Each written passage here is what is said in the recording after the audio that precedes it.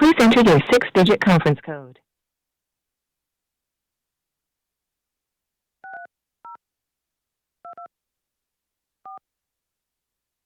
Welcome to free conference calling. The conference has not started. If you are the host, please enter your 4-digit host code to open the conference.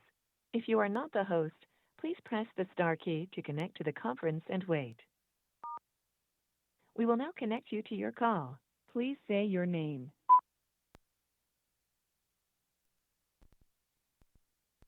Your host has yet to join. Thank you for waiting.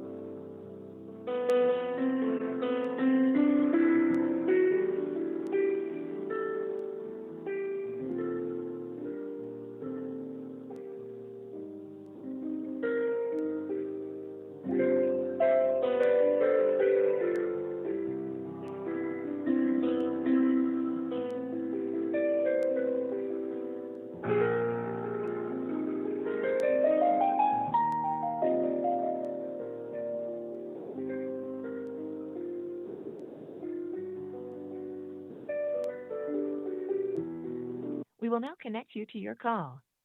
The host has joined. Conference recording started. The conference. Welcome to our, what is this, July 7th meeting? Halfway through the year. There you go. And we'll get right into our folders. Let's see.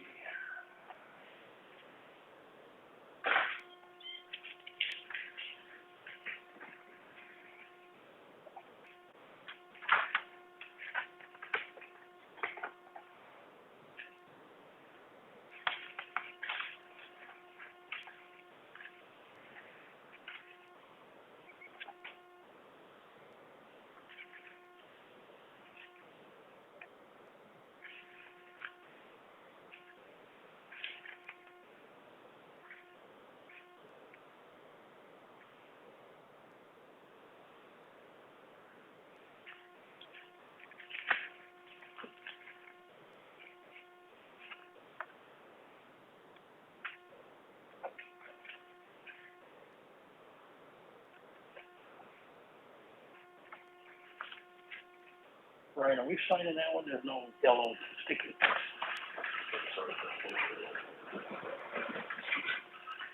we signing that, or is that just evidence of that? I think it's evidence. It's not a separate. I think it's documentation that goes in the minutes. I think that's correct. Okay. But I want to, the error, yes, it is documentation that goes with that. The letters that went out to the district said that they're both wrong. Okay, cool. But there is an error in the, yeah. It's already been entered, that's all right. Okay. Yep, got it, already noted. Page 2 bottom.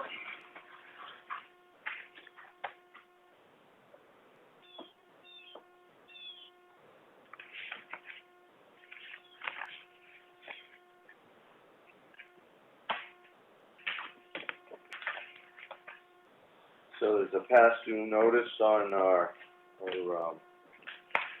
pest control. Is that been taken care of? Yeah, we both of us don't know why that is past due. If we can didn't receive it.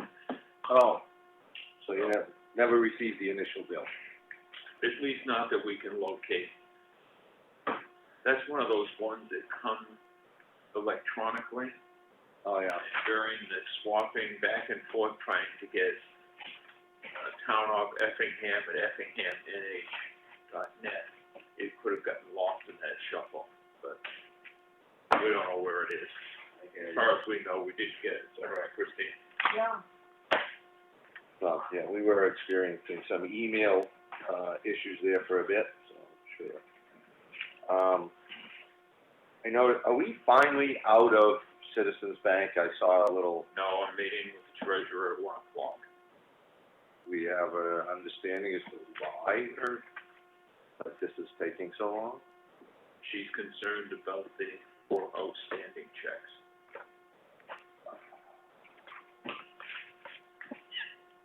And I did contact Susan Seeley, she called back, we just keep missing each other, but she wasn't aware of that particular check. Remember my theory? Yeah. Yeah, but she said she wasn't aware she had a missing check. What's she gonna do? I'm still waiting to contact her.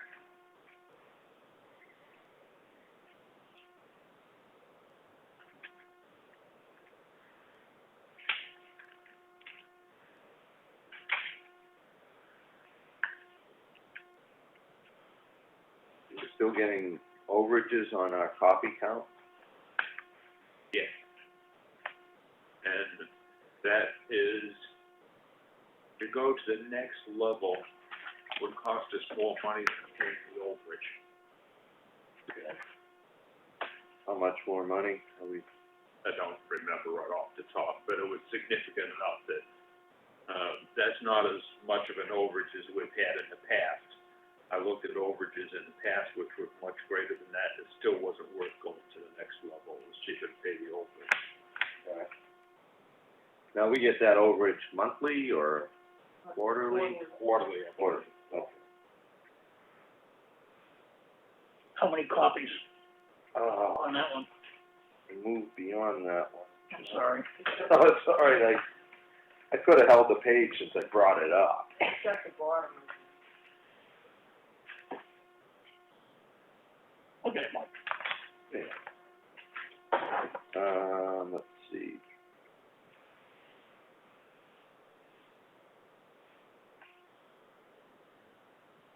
Okay, gives us so it has 6,000 copies covered and a total of copies 9,579. Oh, that's way down. So that's $335.79 as a billable overage at $85.72. Yeah, I believe last year we were about 13,000 copies.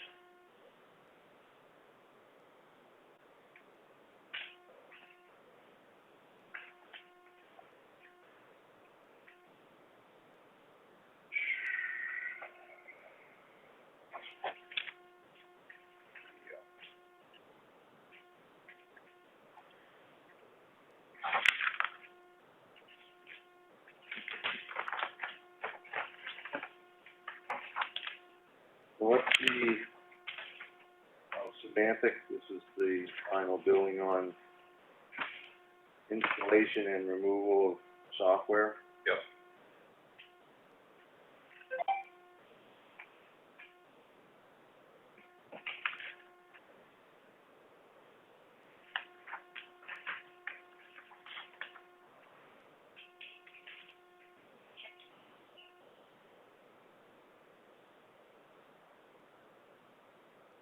Actually, I'm not gonna answer there. I'm not sure if the final bill, because we've added 2 computers to the initial list.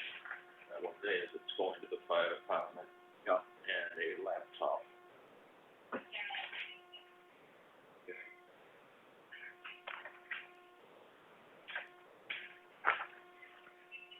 So I talked to Randy Sunday. He said he's either gonna pick that up today or tomorrow.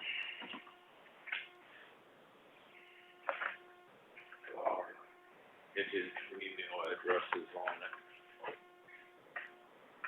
It did not come with,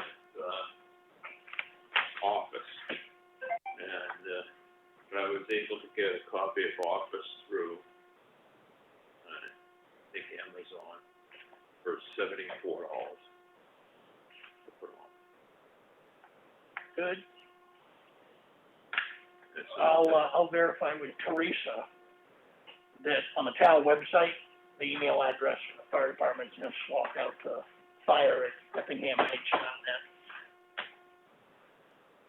Okay, And we know it works because when I set it up, I sent an email to Selectman Fuller and he received it and sent one back and I received it, so we know it's working.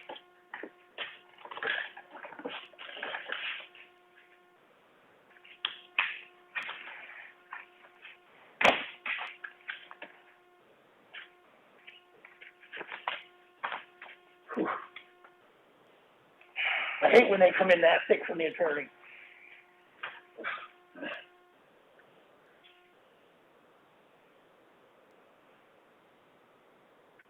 I did let Becca know about that too, and she said she was gonna call the attorney for her own copy. Cause I was gonna scan it over to her, and she said she was gonna contact me. yeah, scan it over to us, so it saves the call. Yeah. Yeah. This email, she may have already done it. So, but you can get it from here, it's much cheaper than paying for the time to the attorney's office. Feel free to communicate your concerns. I will.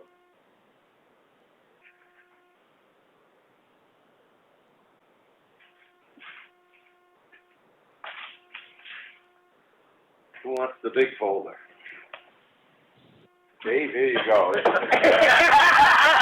Dave, you can have it. Just in time. Nice timing, Mr. Strauss.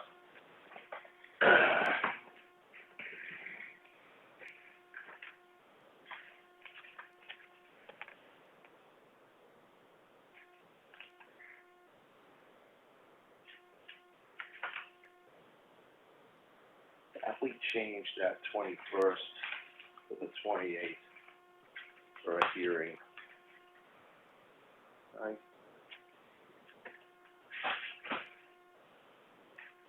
Oh, okay, it was supposed to be the 21st, right? Well, I thought we moved it to originally we discussed the 21st, and I thought it got moved to the 28th, but you don't have it marked here, so I have a hearing on the 21st. Okay. Yeah, cause on the thing I sent you, you crossed off 28 and said 20. Okay, We're gonna go with that. I guess we are at this point. The letters to the school district, you just copied the actual originals you've already signed and everything. Good. They're just copies for the file.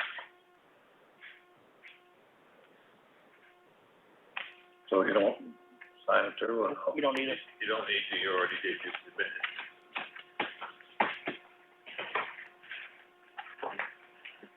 Chuck already went through that drill, that was what he was asking me.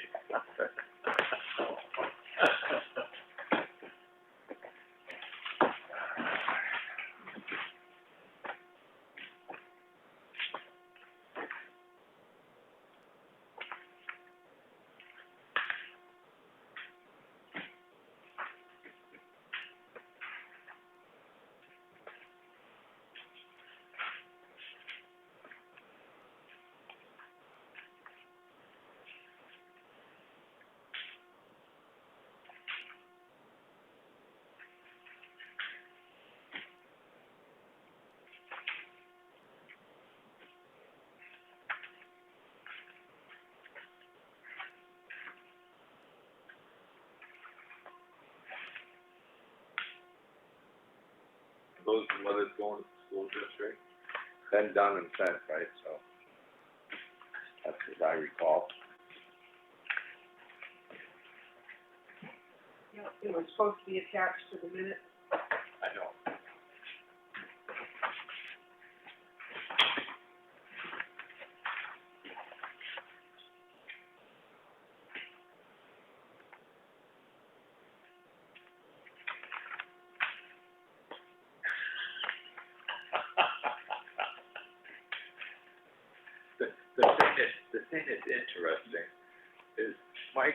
figure out how I got them on there for a long time, but he wouldn't ask me what his tweets on me for. I got a little seven of them in here. There's a little pen suspension. Yeah. Hold the paper together.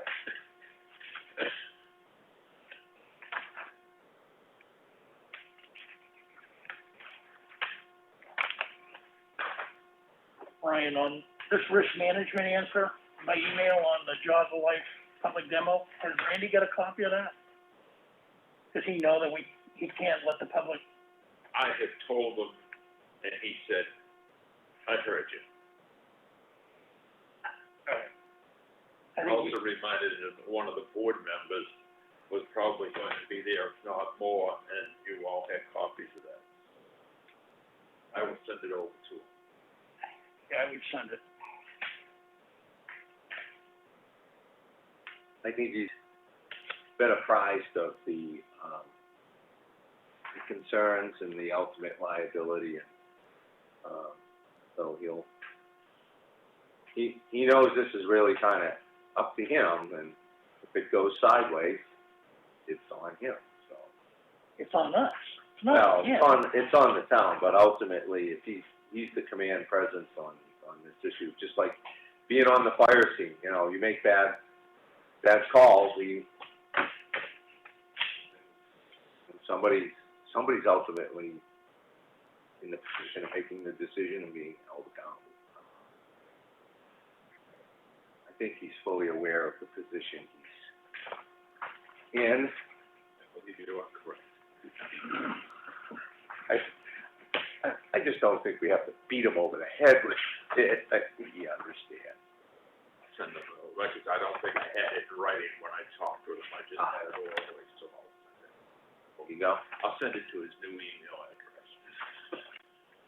possible denial, I didn't get that, right? Well, I keep getting kickback from the old one. Yeah, And a lot of people do, and he understands that, because he says he gets complaints from a lot of people, which is why I really would like to get that set up so that the new email address works, and I'm not using Hotmail. yeah. Oh, yeah, that's, good for communications all the way around, get that new refurbished computer. Not new, refurbished. Yeah, new to us, refurbished computer. That was actually a good price. Yeah, I mean, what's the point of, you've got some antique you're trying to, doesn't make any. What really got me was I asked him for a spreadsheet, and said he couldn't make one. I thought, I don't believe it, but anyway, I'll send you one, use the one I sent you. I sent it to him, and he called me up and he said, if there are no lines, there's no boxes to put in the information. I said, open up the print queue and go to page management and say, and click grid lines, they'll appear. He said, no such thing to click. Those such menu options? And of course, I wasn't here, so remotely I created one with the grid lines in it and sent it to him, which he said he got. The day I went over to look at the setup to see if we would use the fire station for voting, I looked at the computer. I said, show me where this thing won't put grid lines in. They cried up. I think it had the very first version of Excel that was ever put out, and he was right. There was no place where you could click the page setup.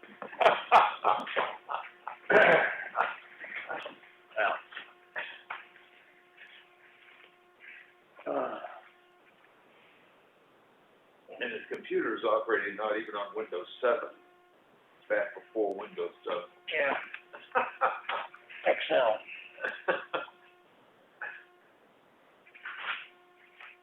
Well, who knows where it'll go? The wonders he'll explore with this new computer. Just think, the guy got all those grant money and he was using, stone tablets. I do can do it for a while. Turn him loose with technology. Being done in here. Oh, come on now. I give the guy a little. this is how myths and legends are born, you know.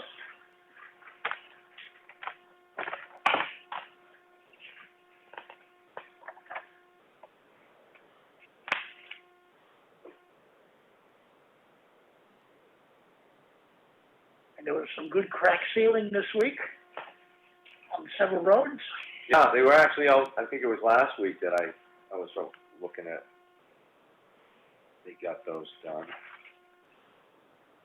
Which is where, reminds me, I've got to call, my contact at the paving company, have a discussion about doing some, having Ron in the process of putting some materials down to beef up the road pieces. Yeah, we've got that sealed up. The culvert's in on Green Mountain Road, which kind of was a last minute thing with timing on the bridge and everything, and then needing to have truck and traffic pass over that to make sure it settles in pretty good before we grind and pave it, so we don't get a big dip in the road, but a few things are moving.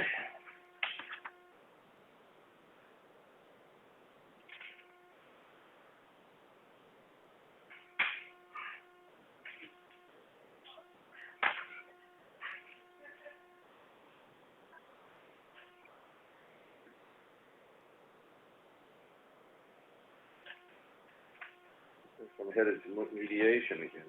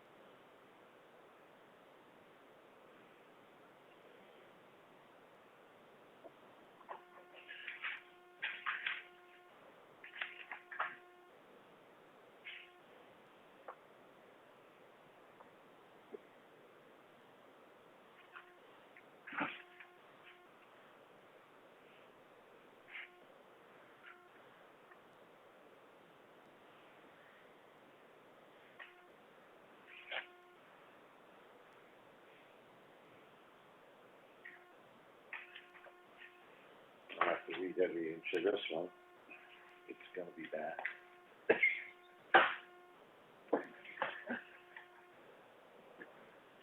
Are the courts open now? Or is that just gonna be in the line? I don't actually know. You got anything on that one, sir? You enter the queue. You enter the queue. A lot of the stuff being done right now, is telephonic conferences. But you still have to get in the queue. They only do a handful of that. Okay. Dave's back. I wonder if we're getting bounced out here. Oops.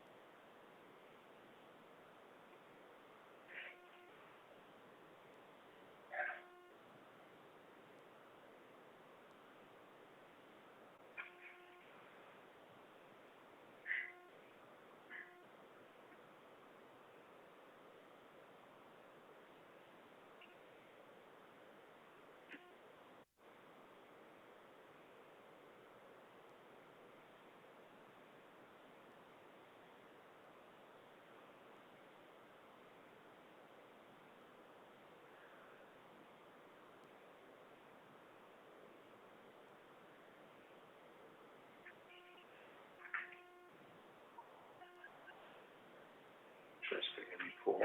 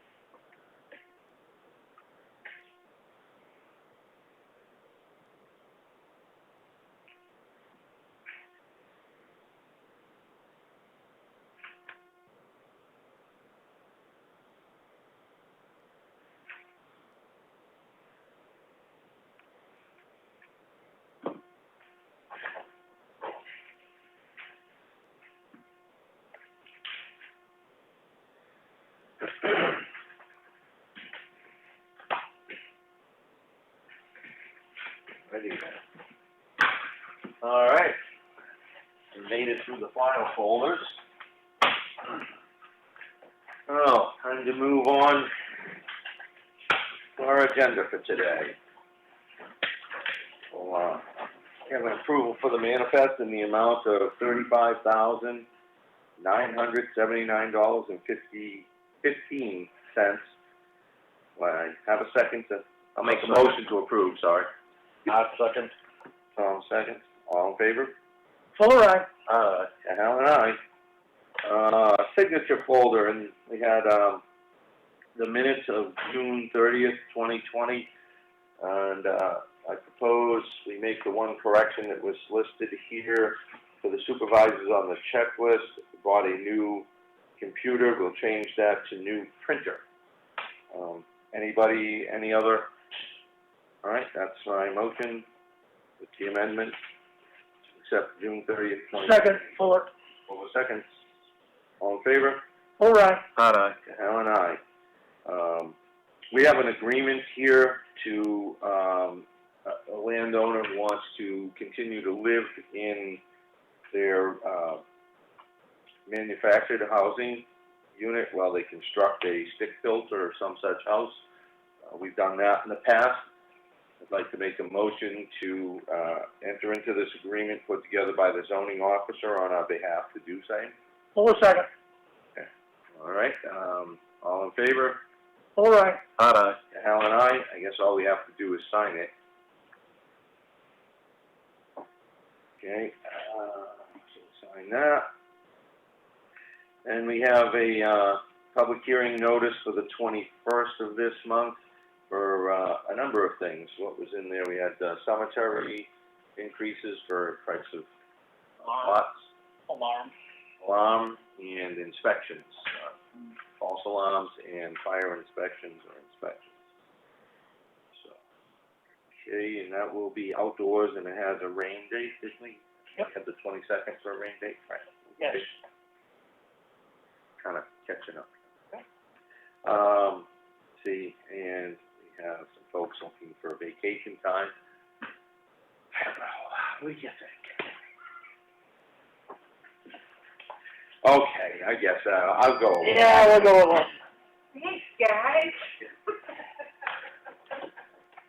Let's see, we had some legal correspondence, about a, property a structure built in the high-value wetlands inside of a setback. This has been an ongoing issue, and it's just moved to the point where it's heading to Superior Court, which means we'll likely have a, we'll probably get to the point of mediation, which is mandatory. Anybody want it, or are you guys comfortable with me attending again? I'm good with you attending. All right, I've been following this one for a while, so I'll jump on that. We have an approval for a septic system on Daly Road, as well as one on Wilkinson Swamp in the mail folder. We have another report from our zoning officer, which monthly report, some other information that she's provided and activities. We have some information from Primex Risk Management on practices that the town's engaged in, and they just gave us some direction on things, the do's and don'ts. Monthly fire department report, and we have a report from the police department with percentage changes, and seemingly more active for the most, I would say, this year than last. With, interesting information in that. Well, now that we're able to track it a whole lot better, it makes a big difference. So the numbers look like they're big increases, but we didn't have any good tracking in early 2019, so it's really, we don't know. Right. The activity level is up in 2020. It's a good point, and that's due to the new computer system that's linked in with the sheriff's department and dispatch and all the freedom of movement and data collection that allows the officers now. So definitely a good purchase. So there was a notice in there for personal protective equipment that will be supplied by the state for elections this coming election cycle. And on that note, I'll just touch on, I think we're going to probably want to get together when Deanna, town clerk, tax collector, is back from her vacation, and try to schedule something maybe with the town's moderator and this board to get focused on just what we need to do. Deanna has typically handled everything in the past, and finding that we have some newfound responsibilities at this level, I find myself corrected and now need to go where I didn't want to go before. So, and I think coordinating with the town's moderator, we're probably at that point where we really need to start laying this out. How we're gonna do the tents and. Yeah, and Susan put out an email yesterday after Secretary of State's call, and it looks like they got some recommendations and decisions. They're waiting for the governor to sign stuff. and then we can make some formal planning. And then, I guess, Deanna also gave me a layout that she goes by, she's at the school, yeah, to send up inside tent. She says it works, it's proven it works, so I have that. and I think that would fit in the tent, and Absolutely. I guess we may get down to the idea of whether you wanna be, if this becomes an option, is to a drive-by or a tent. I personally am in favor of the tent in case there's a rain day or, you know, the issues with the drive-by, cramming everything into our parking lot or going out to the tent. Mr. Burke, you have? I believe that the town clerk went to training put on by the Secretary of State. Drive-by will not be allowed. Well, according to what I read and what Chuck just referenced, I think there was still up in the air to some degree, so that could come around again and be allowed. But, I don't think it's a real good working system here. Our layout would be difficult for that. Yeah, I think we're trying to just put too many pieces in a small area. When you need to start setting stuff up, I did talk to Lenhart Associates about computer connections in the tent. Yep. What we have at the present time will not reach the tent. Yep. But he did say you had a couple of choices. One is to run a cable from that building out to the tent, or two, he thinks probably we can rent from them for the one day a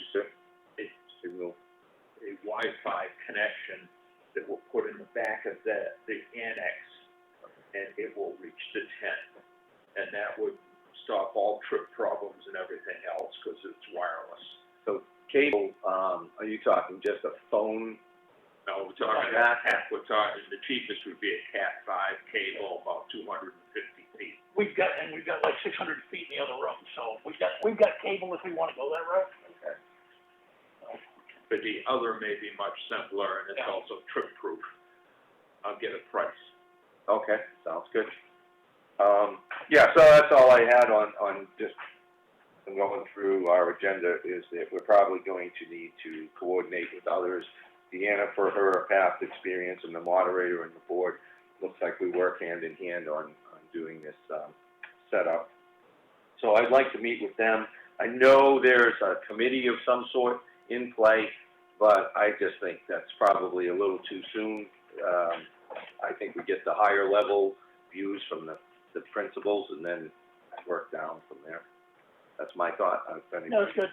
Yeah, it sounds like until some final decisions are made, we can't make any final decisions on how we wanna structure stuff. So it sounds like that's another week or so away, and reading Susan's note, so. All right. Deanna's comment to me is when she sat down with the people from the Secretary of State and had lunch, they made it very clear that drive-by was out. Okay. Again, I think we got the temperature here seems to be, the tent might be a better option for this board, That's all. I have signed the contract for the tent.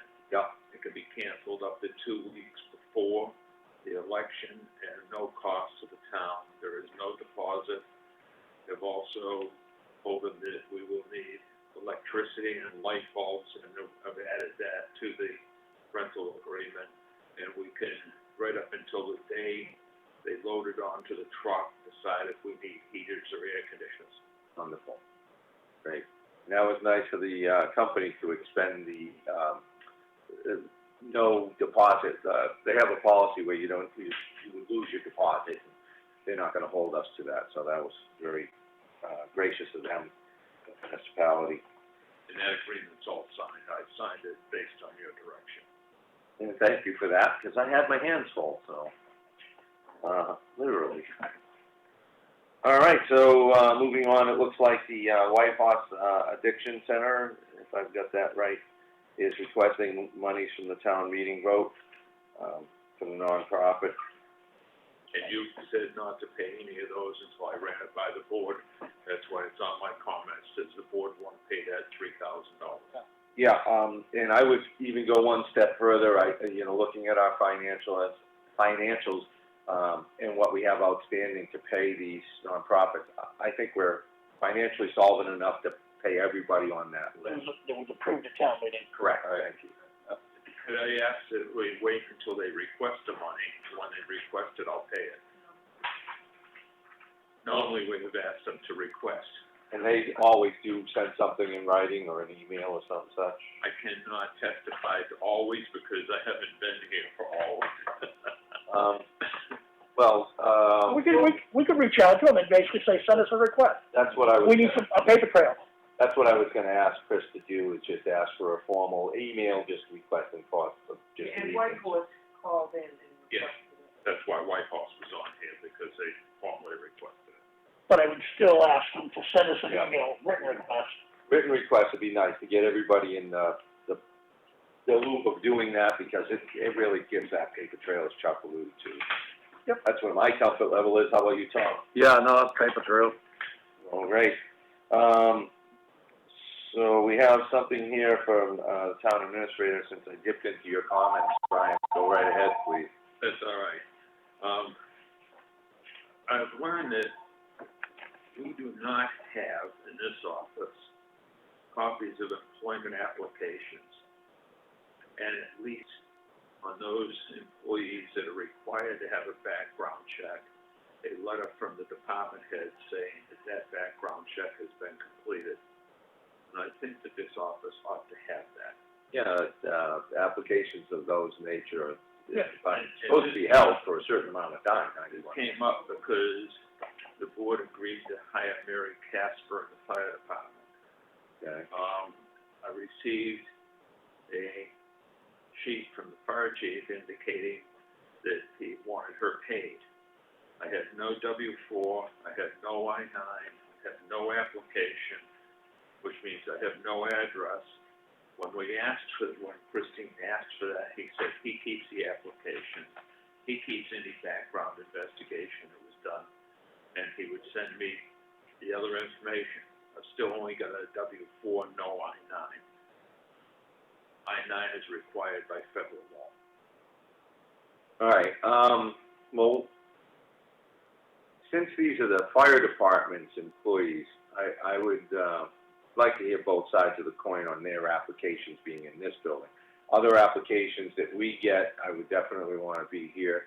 But I think with the payment issue, perhaps you and Randy can work that out as far as supplying the proper information. And I know there's some other stuff to do with. And I talked to Randy about it when I saw him on Sunday morning, Yeah, and I let him know that we were missing I-9, W-4, yeah. you know, background check, certification, that kind of stuff. And he said he was gonna work on it. He said what? He was gonna work on it. Okay, so my hope here is, without getting into the applications at the moment, because that's, you know, we can all have a moment on that. But, I know there's some issues in submittals for forms and documents that we're probably gonna need to get into. We don't have the time today. Mr. Hart has to go at a certain point. We have a phone call at 11 with, Department of Revenue Administration. So I'd like to just throw this out for, everybody can weigh in on. Perhaps you and Randy can connect in the next couple of days or whatever is available, so that you can articulate to him exactly what you need. And if by our next meeting, next Tuesday, if you gentlemen can't resolve the discrepancies, then I think the board would like to probably meet with both parties, all potential paperwork that needs to be reviewed, correspondence showing what's not being accepted and why.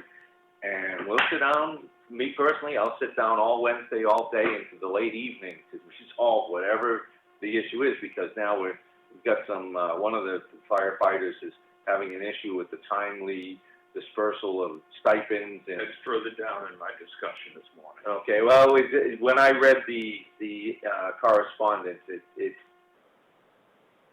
seemed like there was a thinly veiled, there was a little something in it, let's just say, that kind of made me concerned. So, you know, we're in a voluntary program here, and we don't need any problems arising from it. So it's either we're in voluntarily, or if this is gonna blow up on us, I say we get out, but that's a discussion for once you and the chief have, see if you can work out what the details are for submittals.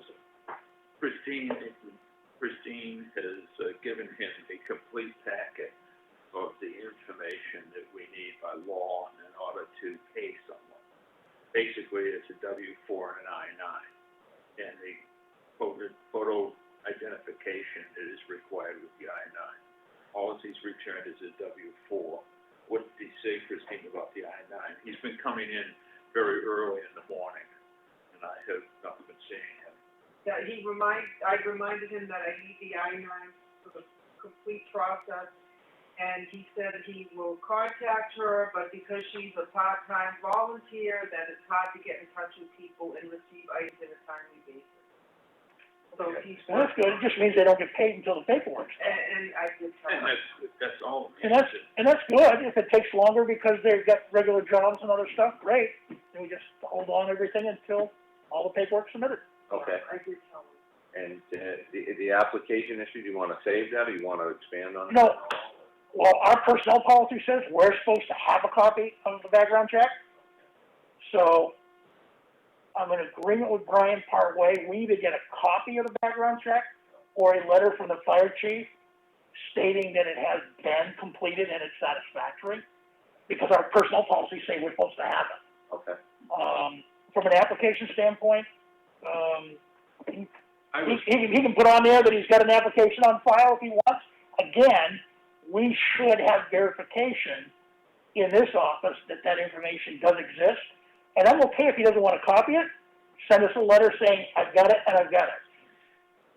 all right, I have no real heartburn on the application, other than it contains the information I need to put into QuickBooks so that I can produce a check, like the address, the telephone number, yeah, those types of things. I have no heartburn whether I get the application or not, as long as he indicates he has one. okay, As far as the background investigation, all as I want this office protected is that he gives us in writing that the background has been done, end of that discussion. I don't need a copy of the background investigation, but I do need something to protect this office if there is a statutory requirement that the town of Effingham do background checks on police and firefighters. And I believe that is the case. Yeah, and like I did, I usually send you a letter that the person, a background check has been completed and there's nothing that prohibits them from employment. And that's happened on all of the police employees. We don't get all of the personnel file on either one of them, but we do need to, because we're statutorily required to make sure those things happen. Something in writing that we can put in the file saying it was done. As far as the application, I'm only looking for the application so I can get the data off it to put into the payroll file. all right, and before I go to Tom, I just wanna make for the people listening, make it known that was Sergeant McMillan who's been answering questions from the background here, thank you. Tom? I just want to go back and touch on what you brought up about, it was about a week from today. You and the fire, I'm with you in agreement with this. You and the fire chief need to sit down, because I'm hearing, I need. You two need to be on the same page. Sit down in a room by yourselves or whatever you gotta do. So here's what's gonna happen. Here's what's gonna happen. We'll be back here next week where that didn't work. We need to have a sit down. I had a discussion with Randy on Sunday, and my personal opinion is, based on that discussion, he and Brian are not gonna sit down and talk. I have no problem, but based on Chuck's, and this is another part of it, based on Chuck's discussion with Randy, this is what I got documentation on COVID-19 pumps. That's not gonna work. Yeah, I've got that too. And you read it and tell me if you think the state's gonna say that's sufficient in an audit. Well, There's no dates, there's no times, there's no, Chuck has the advantage that I believe you stated you have seen the, why things were bounced back to us. the email that Brian got back from the state, Yep. it basically said, we need this documentation, much more detail from the fire department before we pay anything on the claim. So they've held up everything on the claim. Town hasn't gotten any money yet. Okay. Randy's email wasn't working, so I offered Brian, send me an email, I'll print it, I'll hand deliver it to Randy, so he understands in the state's words what they're looking for. Okay. This is not in the level of detail that the state was requesting. I guess if the information, that Selectman Fuller brought to the fire chief is available, perhaps you could send that to Mr. Hart and myself. I don't think we've seen that, perhaps. No, you didn't, it came, Brian sent it to me after he and I talked, I told him I'd hand deliver it. I was trying to not make this as big a deal as it's become, but I don't know what else to do. Well, I think for Selectman Hart and myself, the first thing we need to do is see the available information and what's happening or isn't happening and why, so we can get up to speed with Selectman Fuller here, and from there, we can move this forward, for next week. My hope is that Chief Burbank will now reflect on the information provided and hopefully provide that. If you two gentlemen aren't going to get in a room to deal with this, that's fine with me, as long as the proper, information flow happens to allow you to file appropriate paperwork, because this is affecting, staff over at the fire department, and, that's now reaching me and the other members, in which case, that's a little bit of a problem, because it's now going out of the chain of command, and it's an issue, and it needs to get resolved, and I'm telling you, it's gonna get resolved one way or another, and it may not be to everybody's liking, but Now, it's gonna get resolved. just so you don't get too trapped in, there are two separate issues going on with the COVID-19 money. One is the issue of the available monies coming back to the town of Effingham to pay for costs that were incurred because of COVID-19. That's stuff right there. Let's go first. And it's stuff that deals with things like the drop box out front, which was a huge amount of money, the computer for the town clerk, tax collector's office, so if it became required that she work remotely, she could. Those types of things are in that group. There's a second tier of money that's outside of that we're dealing with, and that is first responder stipends. There was, for full-time first responders, there was a $300 a week stipend.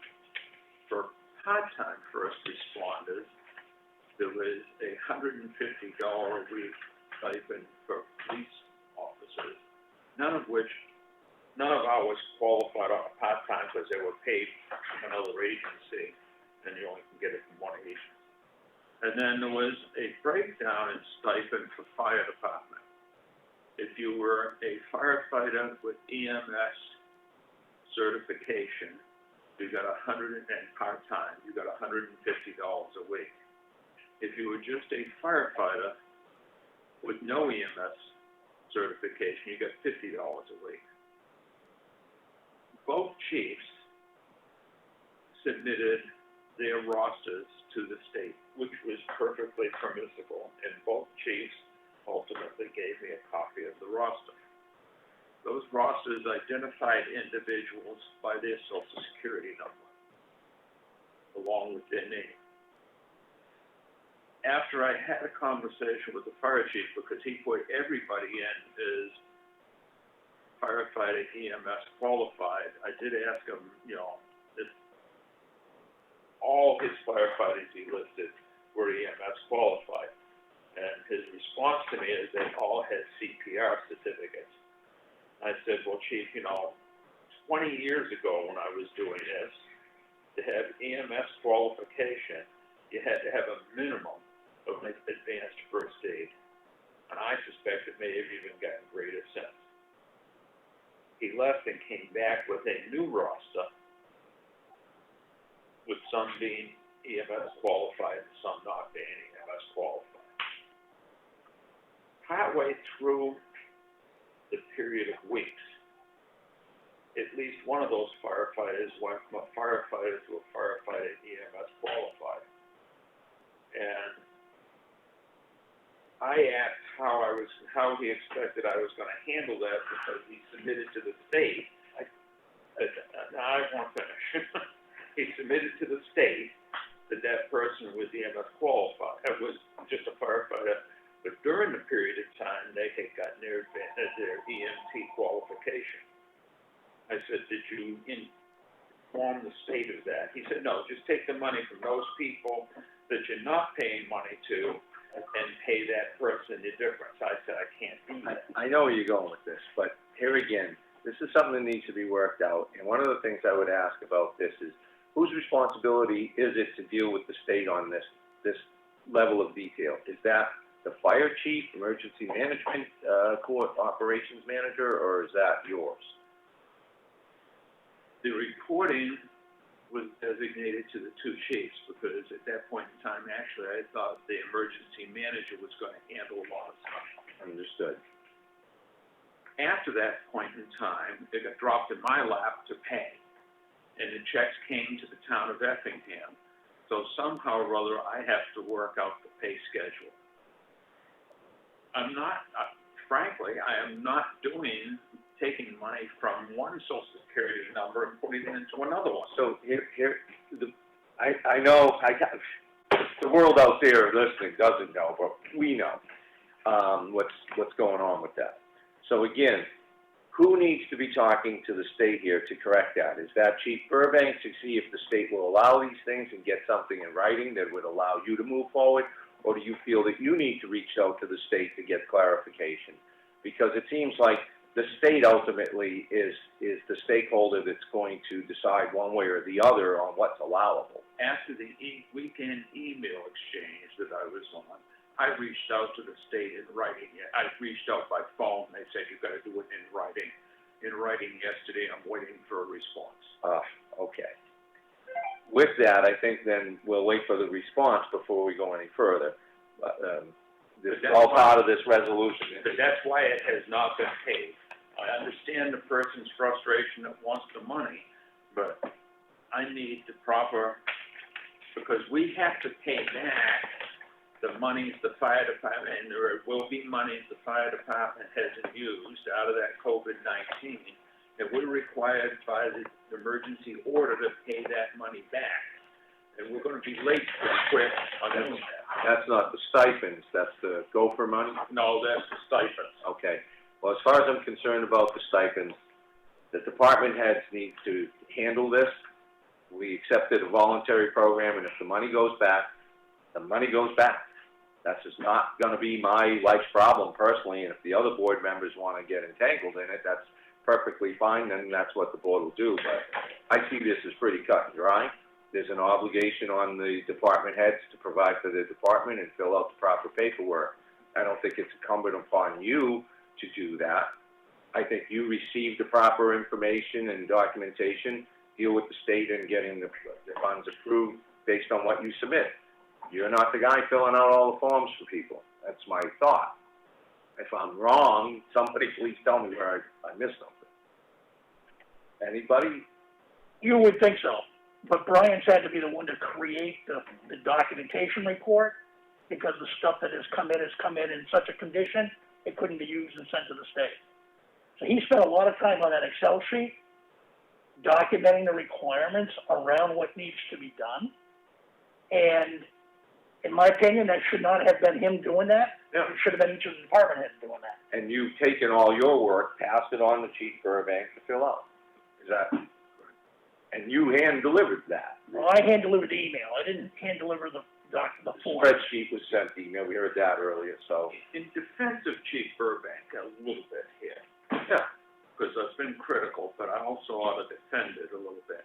He was under the impression initially that all of this was going to become FEMA refundable money, incorrectly under that impression.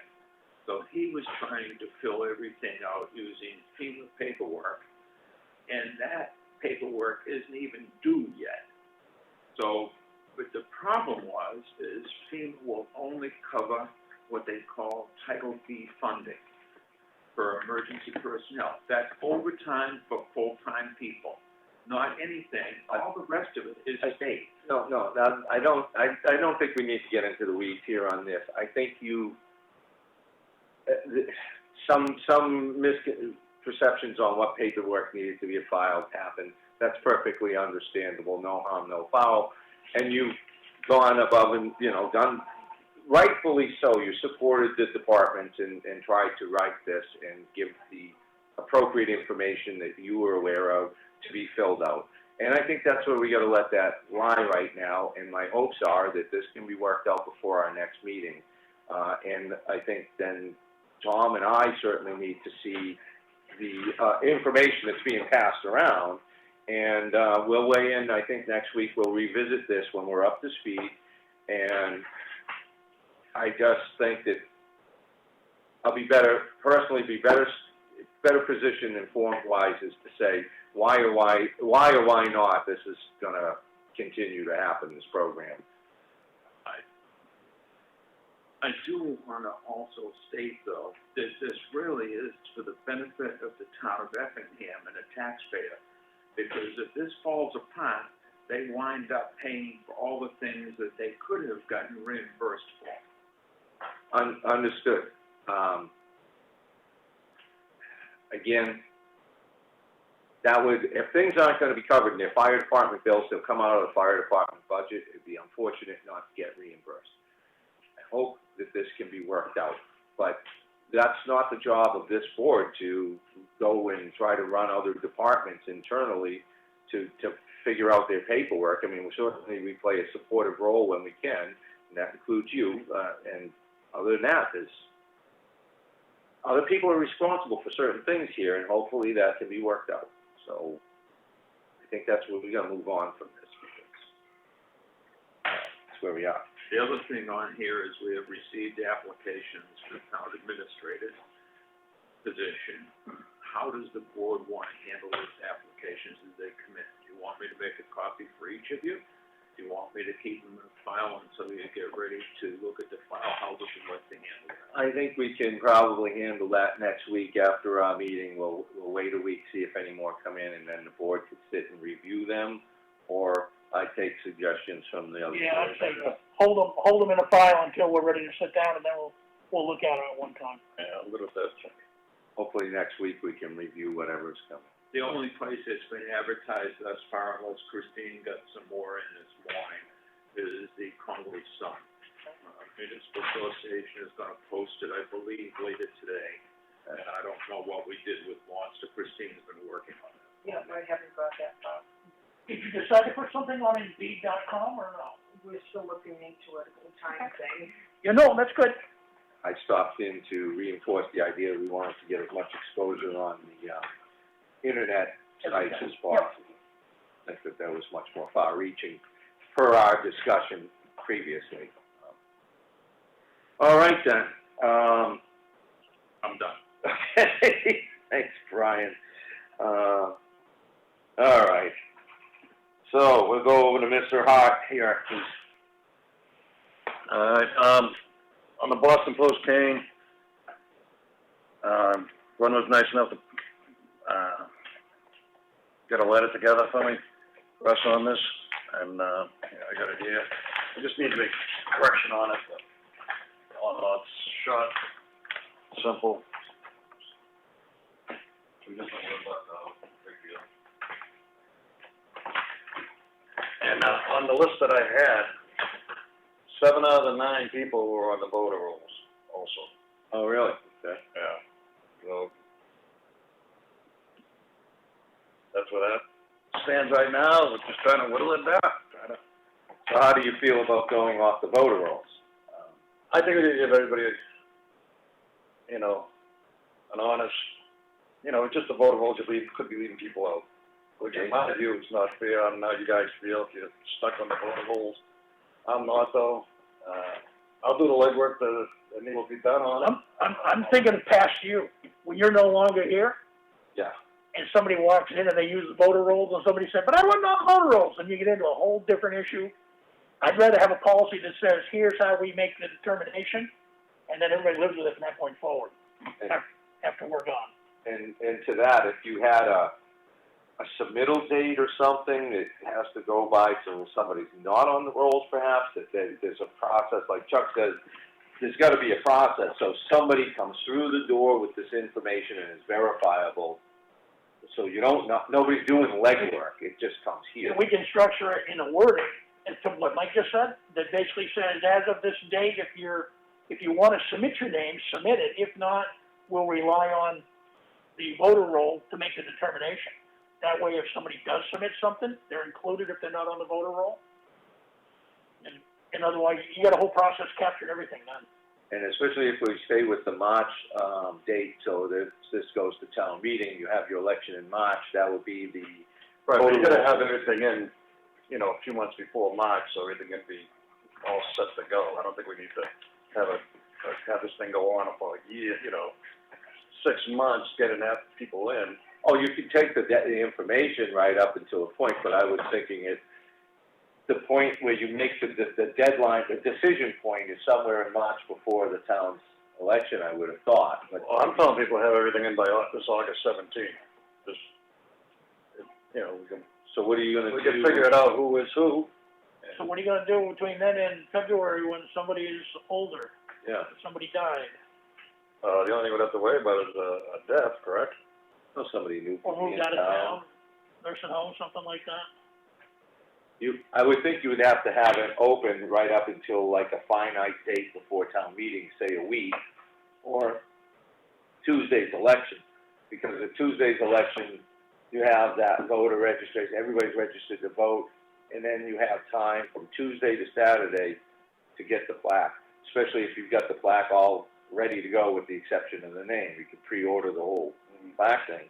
But then if somebody passes away or somebody moves back to town or something, well, you know how that goes. So, yeah, if you're at August, I think it's gonna be problematic, as Chuck says. When, did you have something? I was just gonna say, we're asking for a birthday, so if someone has a birthday, you'll know between then and then. Well, submittals might still come in after August, though. If you're cutting it off with 6, 7 weeks. Yeah, I think the cutoff ought to be somewhere in February. I mean, this is not, the good news is, it's not a big decision, because it's a small number of people.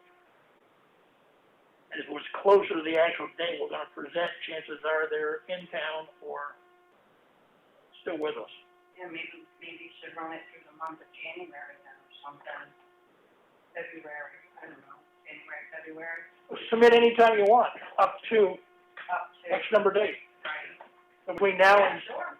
January next year, or February next year, submit. Yeah, you could pick a date, you know, Now, Tom, do you wanna do an interim first year, like a half year? No, that's So as of August, we're gonna do it, and then somebody runs it between there and March, or just have it all? no, just Start start in March. March. Okay.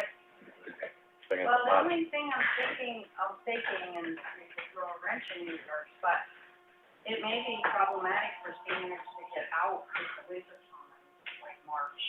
We had snowstorms on voting day, major Well, snowstorms. at that point, though, somebody would pick it up for them, or we'd deliver it, or what have you. It's just, it would be announced at the meeting and stuff.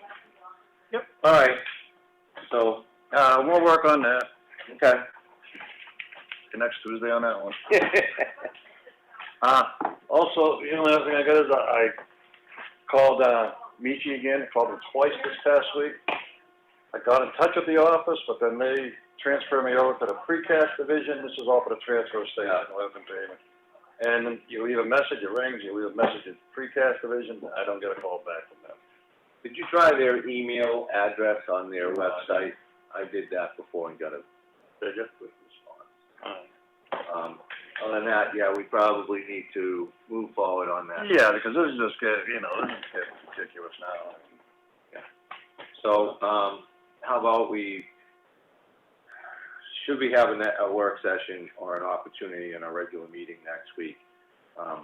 Go over once again what Chuck has got forward for us and what our options are. Well, I think if we're gonna, the next work session, the first 3 things ought to be on there, is finalizing those 3 ordinances, Yes, to make sure we got them done. This can be item number 4 on the list, but I think in a work session, I think we need to prioritize those 3 items first. maybe we should go with a work session on Monday, just because we need to have all everything ready for our, because it's the 14th.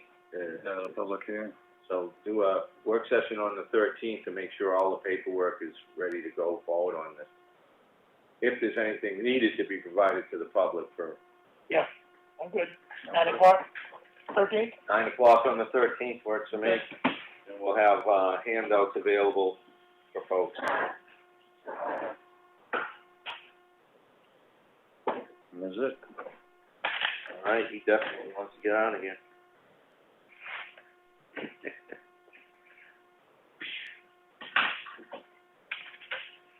All right, Chuck, what do you got?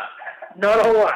So Strogan's proposal came back for the heating system with all kinds of detail in that. I emailed that out to everybody, including the town office. So everybody's got a copy of that for review. Mike, on that other quote, do we have anything in writing that spells out what they're gonna do and what they're recommending and? I'd have to get Can we that. get it? I'd have to get that back to you. It was not nearly as detailed as what, Sturgeon provided. He went and looked at inside every one of the radiators to make sure the regulators and valves were working. And in his proposal, I saw where he's recommending a change out of some of the valves, Yeah. because they're so old. I, They were originally put in when the school system put the system in. I was curious, one of the things, these European models that came in for the pellet boiler stuff were always kind of a bother to me. So when I saw this Weissman, I guess maybe that's how it's pronounced. It's a high-end LP gas. Yeah, it is, and I did some looking online. Have you read some of the reviews on that? You might want to take a peek at that. I didn't know if they had any other units available through this particular company. Or they may have other brands that they support. Yeah. I'm sure this is the only brand they support. That would be interesting, because just, again, I didn't do a deep dive. Well, the other thing I can do too is I can ask them about, what's your repair history on this? You're promoting it, obviously you're installing it all over the place. What's the repair history on it? Compared to any of the other brands that you might be selling and servicing. Because that was my thing, I did again, it wasn't a deep dive, just really went on the internet and looked up, that model and stuff.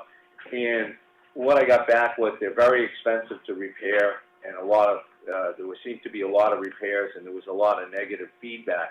Now, I'm sure you can look up anything and get all the same, no matter what. The people that are ugly are the ones that are gonna put something out there anyway. What's that? The people that are not happy are the ones that have a propensity for Sure. climbing on the internet, doing their thing. You don't always see a lot of people being so happy that they go on the internet and expound on it, so. Right, so, I try and weigh that a little bit. yeah, no, But I wanna repair, it's not you brought it up, I wanna look into the repair. because the more sophisticated the system is, sometimes the more it costs anytime something goes wrong. And I didn't know if they had other options for, Yep. Is there an American-made unit? Does any such thing even exist anymore? And well, Tom, you were in heating and plumbing, so you might have some insight as that as well. But yeah, just a quiz question, Chuck. Yep, And no, I that's really good. like the detail that they. Yeah, and the nice thing is he's got enough detail in what he gathered here that day from the plans and everything, that whatever make model he slips in here will meet that criteria. I just thought it was interesting that this building is sized for somewhere in the 190,000 BTU, and we got 123,000 BTU. We knew that back then. We did, okay. Yeah, that was a discussion point. Okay. And one of the things. Before my time. Yeah, right. Sorry. One of the discussion points I think that came up is, well, you can add another boiler to the boiler and expand on it. That makes sense. Yeah. I felt the same way at the time, but, we weren't. All right, so I mentioned, the fire department computer's ready. I talked to Randy yesterday. He's gonna pick it up today or tomorrow and take it up to the fire department. The unit that's up there isn't on any books of the town because it's so old. I just told him to do whatever he wants to do with the unit, because it's essentially useless because of its age. Oh.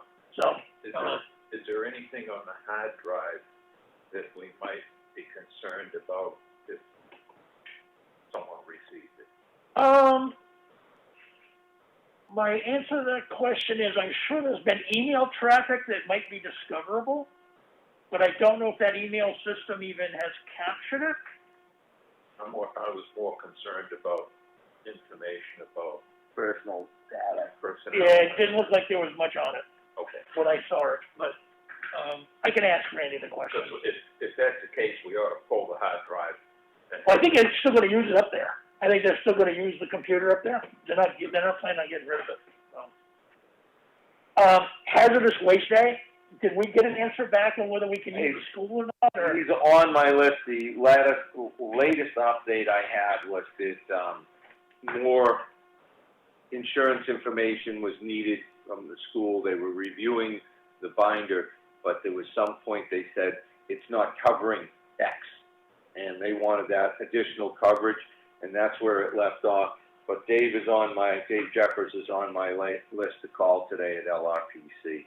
Okay, I talked to Bill at the station, and he's got a couple of the previous, I'm gonna call them tarp signs that they had. One of them was pre-printed, one of them was handwritten, which we can easily put a couple pieces of duct tape on and cross out a couple of towns that won't be involved. And it says the first Saturday in August, so we don't need to go and do anything fancy. Literally, we can have the signs ready to go in 10 minutes. Right. So it'll take longer to put them up than to create the sign. Okay. So he's ready when we hear something, they're ready to put something up there. Like I said, I'll reach out to, Dave, right in front of me here to call him. Okay. Nothing new came over the weekend, so I'm hoping this afternoon we'll have an answer because we're getting close. Okay. Drake Road, the grading happened yesterday. I got a text from one of the citizens that basically said they had to travel over the road for something yesterday because they thought Elm Street was closed. They love the condition of the road. So it looks like that has been graded so that it can handle the traffic that goes that way. We just have to make sure that, any coaching we can do, there's a 6-ton weight limit on that bridge, so we can't take a really, really big truck. Well, Sergeant McMillan has put a tent out there, and he's planning to camp there 24/7 until the bridge is repaired on Elm Street. Is that what, did I hear that correctly, Sergeant? That's what my vacation request is for. That's right, you were going camping, now I'm putting it into perspective. You are taking the cruiser with you just in case, though, right? Oh, yeah, I needed to block the other side of the road. Okay, great. Wonderful. I think resources to really protect the bridge are probably not. No, we're not gonna, but I just, as a reminder on tape, it's a 6-ton weight limit on that bridge, Yes, so. it is, I don't know if that's on my sign list. Do we have signs up for that? Yeah, there is actually a 6-ton limit sign on it, that's the only reason I know it, because I drove over it last week to see how bad the road was. so you gentlemen know, I went through the shed one day this weekend, can't remember when, I just had to put something in there, and storage shed, my head about exploded, so I ended up spending about 2 hours and organized everything. So you can actually find signs, of which we have probably about a half a dozen or more 6-ton signs, and some of our missing road signs are, we can put up because I took all the bigger ones and put them on one side, and we have a stack of other smaller ones, and I think somebody mentioned maybe that Molly Philbrook might be missing a sign. Yeah, it's got an entire list. Do you? Wonderful. It's getting lengthy. Yeah, I bet it is.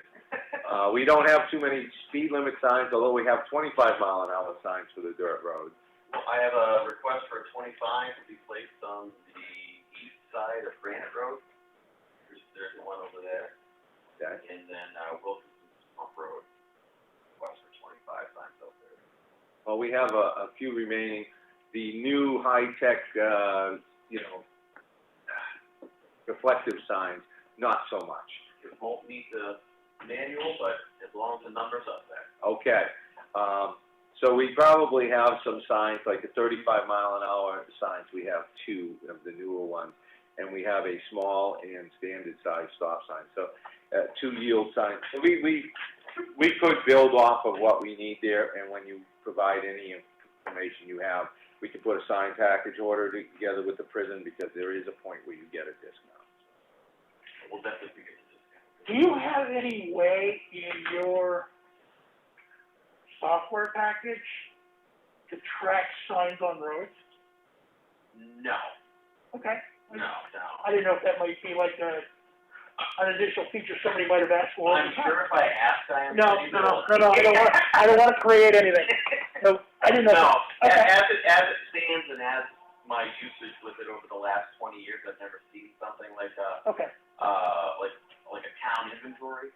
things where you could enter stuff like that in. Okay. It's just one of those things that the guys out on the road just need to be mindful of, and then also, any assistance they notice any signs are missing, to let us know, and we can make the notification to get them replaced.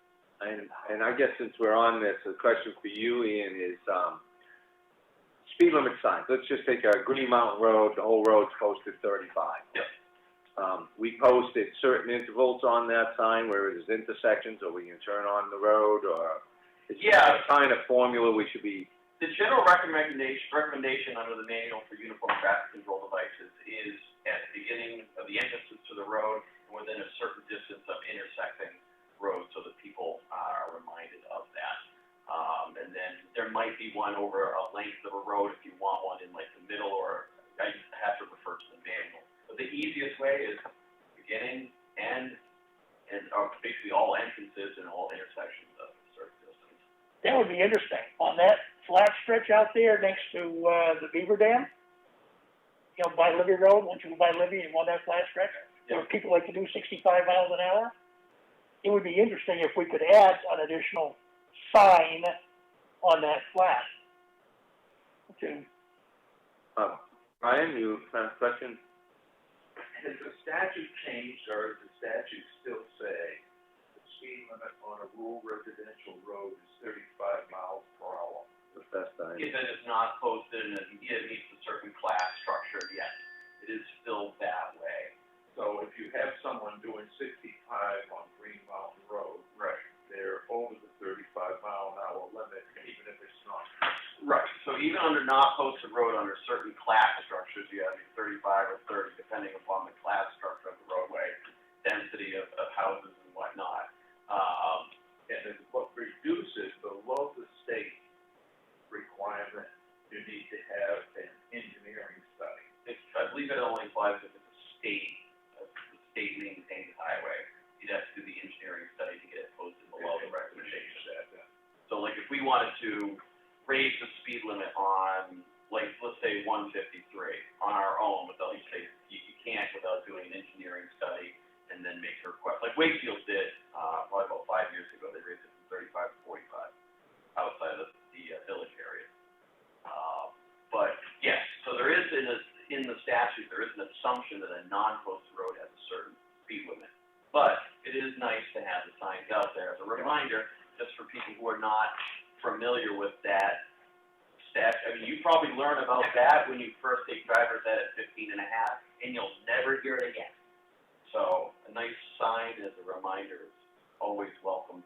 But I was only bringing it up because it really isn't needed at every minute. Yeah.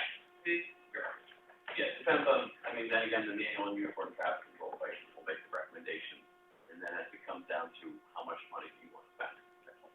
Well, a reasonable distance beyond an intersection, you know, being a short distance, in my view, is not the worst thing. And I would say major intersections too, like Libby Road, there, you know, if you're heading towards Right. the library, to put another Hardly 35 out count. there, doesn't make any sense whatsoever. Question for you.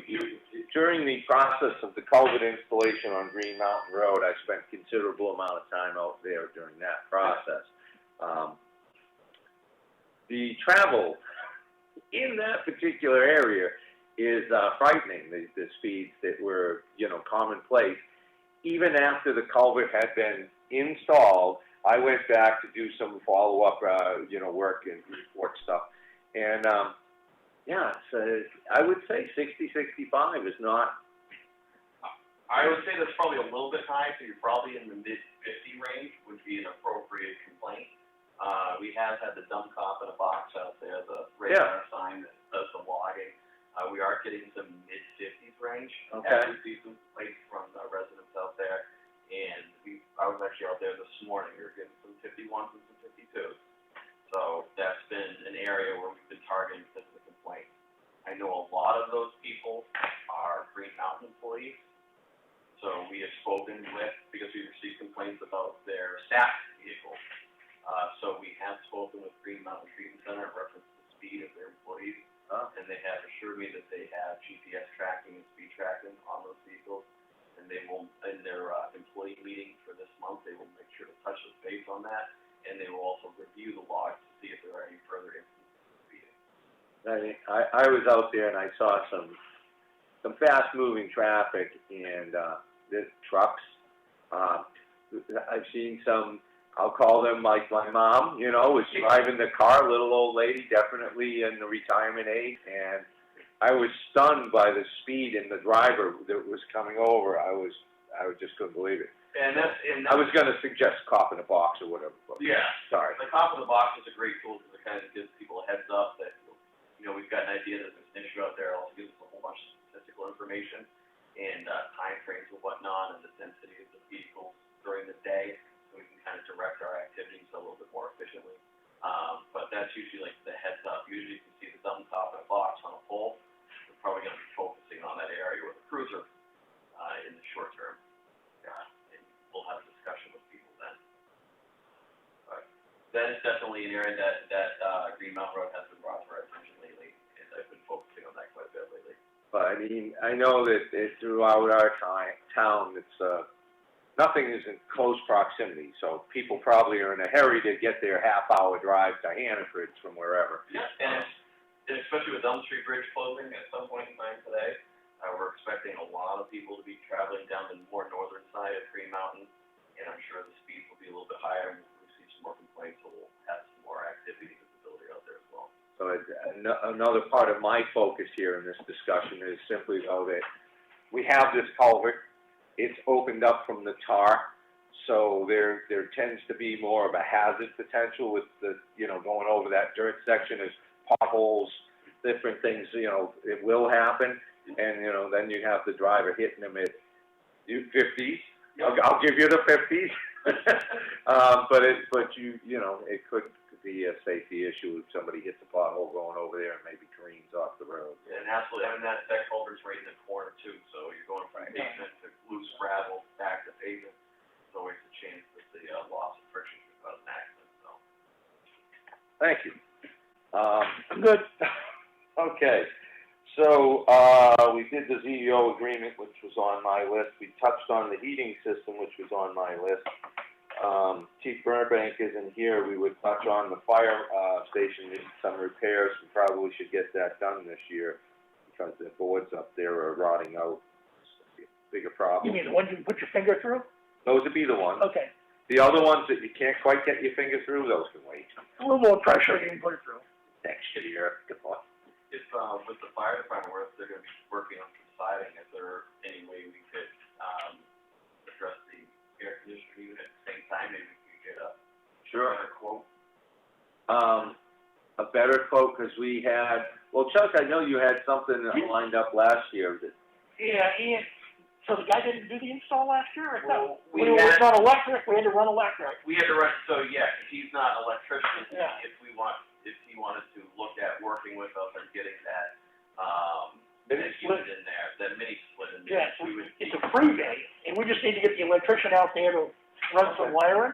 Sure. And I would have to touch base with him too, to make sure he's still okay with that agreement. Yeah, check and see if he is. Okay. And then let me know, Okay. and I'll touch base with the board, and we'll get an electrician out there, and we'll do that install and get that in there. Okay. Yeah, happy to get that done. All right, I'll try and make contact with him next couple weeks. Okay. Yeah, I thought that had been done already. No, other things happen, we love, Okay. All right. contract with that. Okay. So again, I touched on having, the elected officials that we need to coordinate the election process with, touched on that. Let's see, we touched on hearings that are coming up in the next 2 weeks, public hearings. And we touched on the fire department filings. Let's see, they are looking to probably set a date for, an auction date for our town-owned properties. I would think we should try to coordinate with, Steve Schofield, right? I always want to say Dave, but it's Steve, isn't it? I don't know, but I know it's Schofield. Mr. Schofield, and maybe we can, pencil in the end of the month, the 22nd to the 29th is a long weekend. So we'll reach out and see if he has availability on the 22nd or the 29th, and look at some, auction for town-owned properties. For July or August? August, I'm sorry, Chris. Didn't, Glenn bring something up about Yeah. that earlier? Yeah, essentially that we won't have all of the issues resolved as far as ownership. But at this point, we have a handful of properties that we might as well hold one auction. And then other items that we have may be given to the Conservation Commission where they're, you know, you have special species like the black gum, trees to be preserved, things of that nature. So what date were you? Yeah, the 2 dates you threw out were in, 20 July. August 22nd and 29th, because I 22nd is Saturday, 29th is Saturday. yeah, typically I believe that's what he Oh, does. is that on a Saturday? I think Okay. so. In the summer, it gets our best thing. But Yeah. here again, we'll reach out and, Find out the best date. yeah, what Potential. Mr. Schofield's Okay. availability and what his, yeah. See what lines up best and make some recommendations. So, okay, moving on from that. Gwen, is it Steve Schofield? Yes, Yeah, wasn't sure. So we typically will run by Steve, when his availability is, end of August. Is that something you've been involved in before, or is it? yeah, basically, you just give them a call. Do you have an idea of what you're looking at for time frame, or do you know how many properties you're talking about? Well, I think you know how many properties, more or less, that we have, but I can coordinate with you on how many properties there are.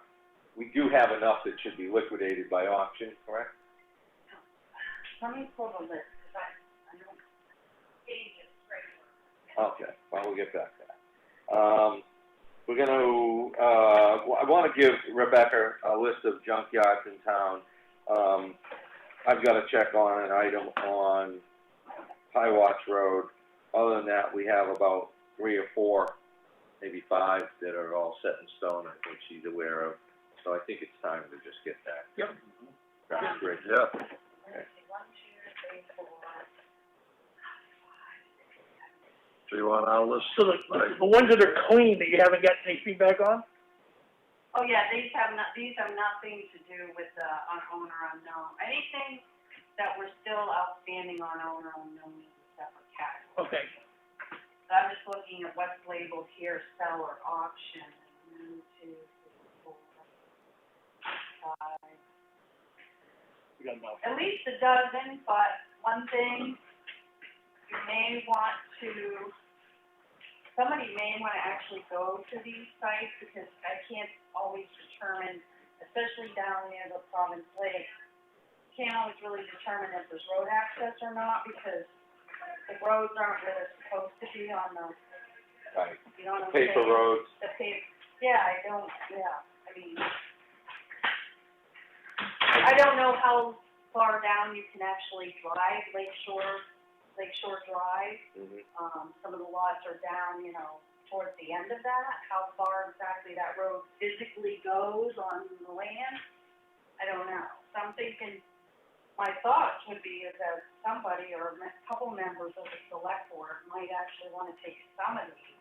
Yep, we can definitely go look at them. I figure we're gonna have enough properties to post an auction date, and in the meantime, Yeah. we can verify what About property. a dozen or so. Okay.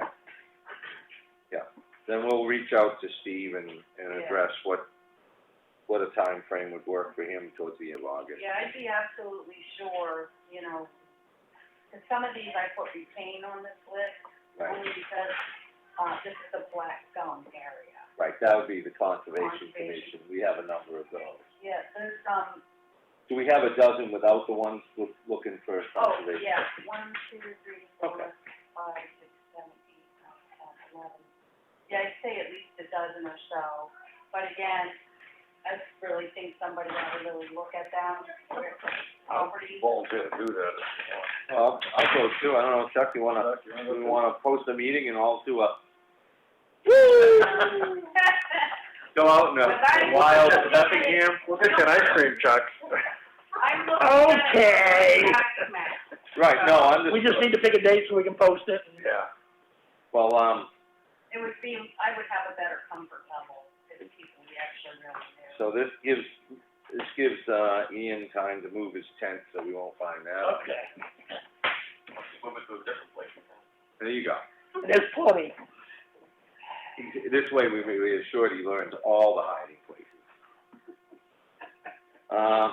All right, so, let's see, we've got everything really on my list today outside of, I can say that our road contractor's been in town. They're going back, cleaning ditching material up, most of which has all been done. Grading, calcium chloride is being applied as chems available. Unfortunately, the company came in and applied it on a rain day. Chuck, you had something on the? Yeah, I just, on the Green Mountain culvert repair, Yeah. that was a short notice Yeah. to us that the contractor was gonna be available to do that. Would have loved to have done a bunch of notice up front, give it a week or two, but we did not have a week or two to do that. We only had a day or so. I can expand on what happened there. The planning, like you say, wasn't forthcoming. I was calling the contractor every Monday for about 5 or 6 weeks now. That I typically call him and check in on what's going on or what can be done, and getting updates on his schedule. So initially, we were going to probably be further out from doing that job, but we got the successive days of rain. That affected his other projects that he was doing, as the rain put delays there and afforded him an opportunity to come to town.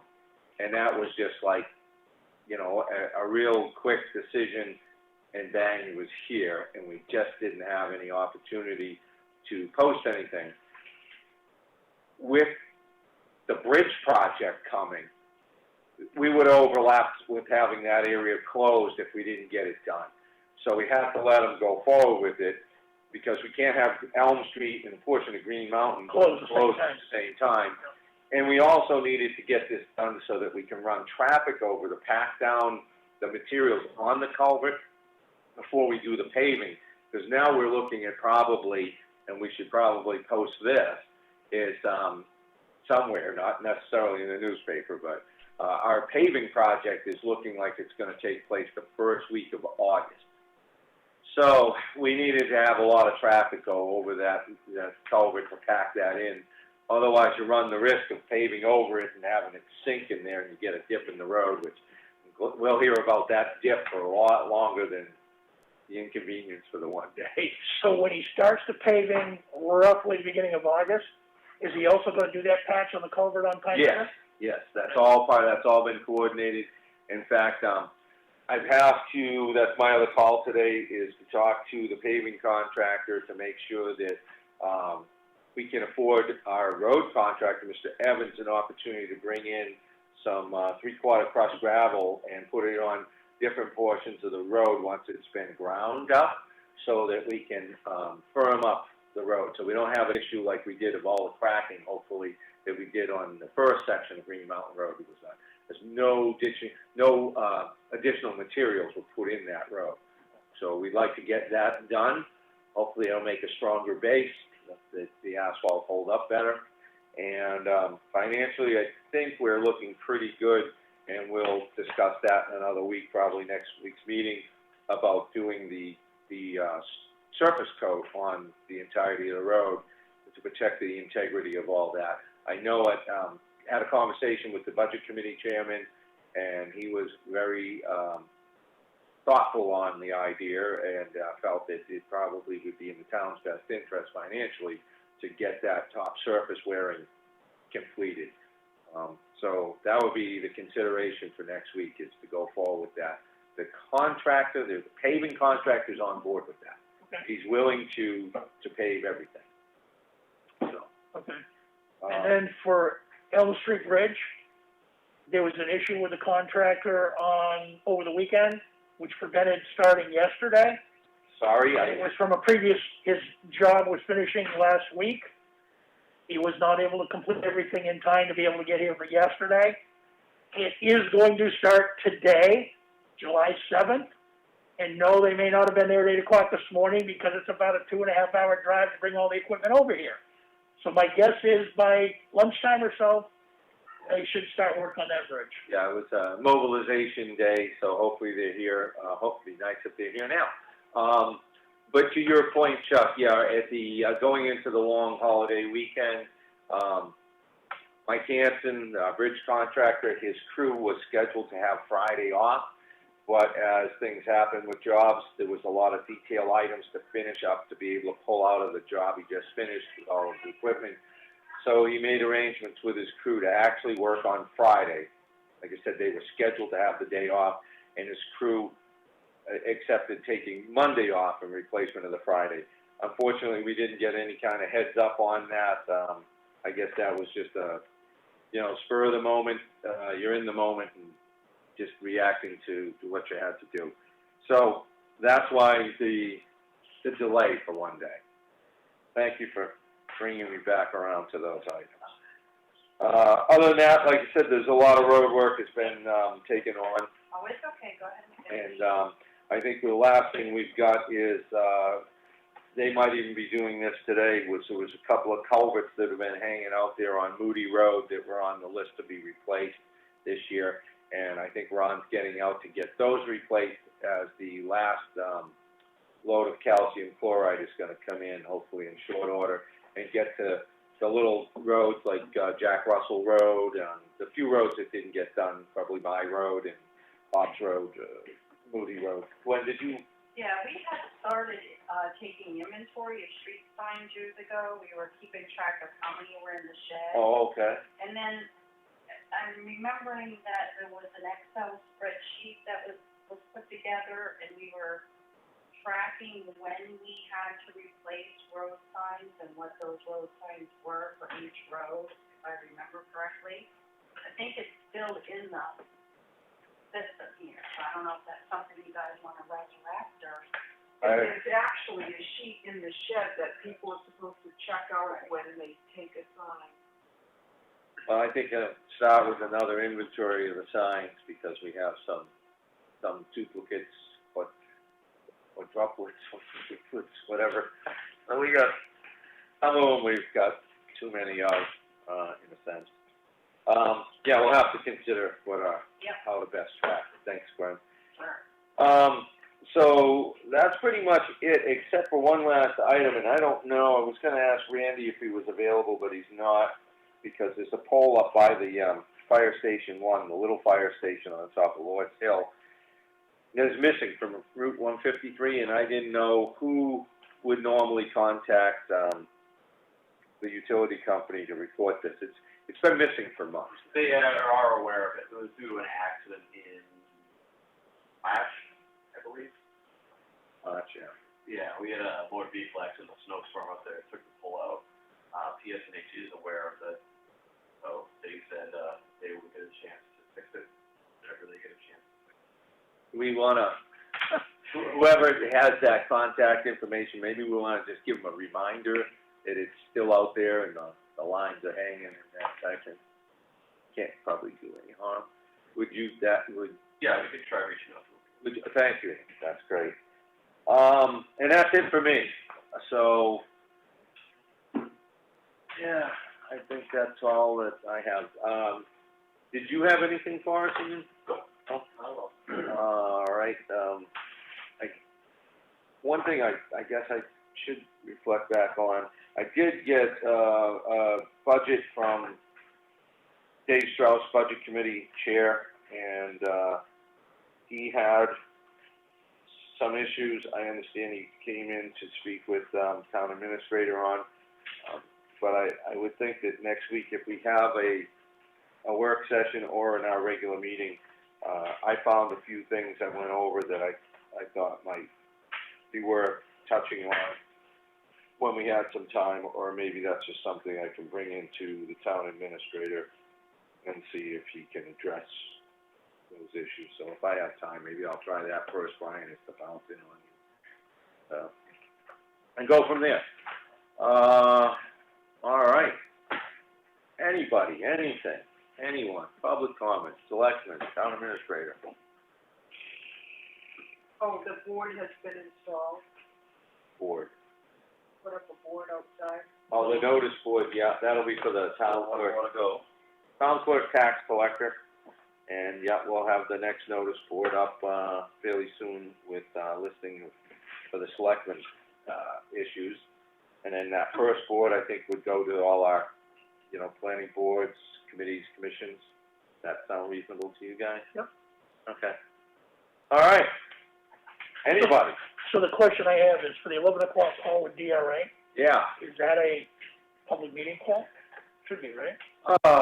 My question is, how do we do it with the phone number? Are we using their number? Are they calling into us, or? They're calling in, and when they come onto the system, we can unmute them, but yeah, it would be a part of your selectmen. Okay. Okay, then Then we can just Right continue the now. meeting until they're done with that call? we'll just, Recess for 15? we'll recess until our 11 o'clock, call comes in from Department of Revenue Administration, and we'll pick up with that process there. And afterwards, I think we may have a non-public item after that to, I think it's 11:45. okay. And I'm not sure, that potentially is another issue prior to that, should we have any time, or maybe it'll be after that, probably after that, so. But I know we wanna get Mr. Hart out of here for noon. All right, Recess for 15. where's the big mallet? Recess. There you go, Chris. Boss has it. Well, put it on hold until 11.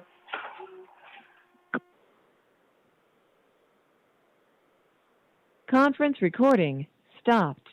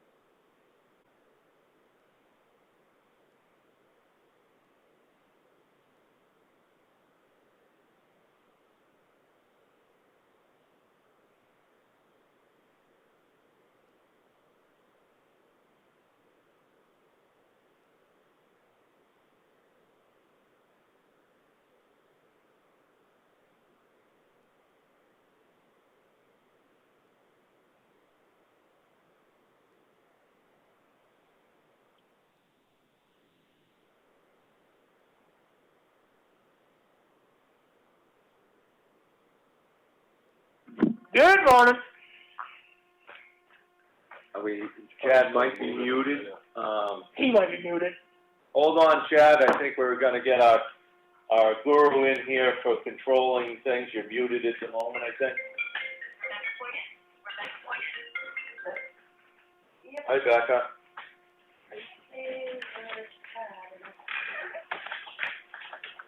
Turn that back on. It is on. You gotta do the report. Where is it? This one, where is it?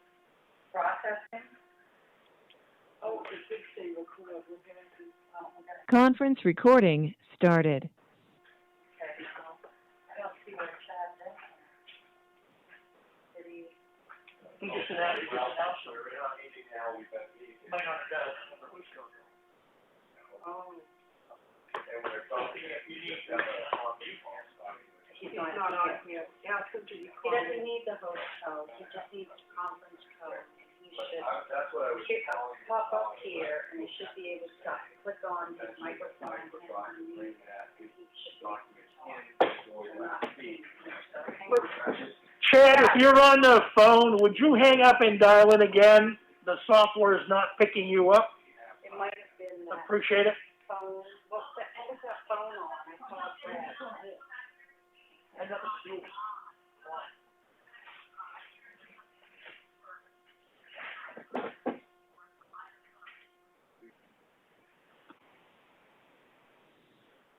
Not showing any of it. Is it off of, hold?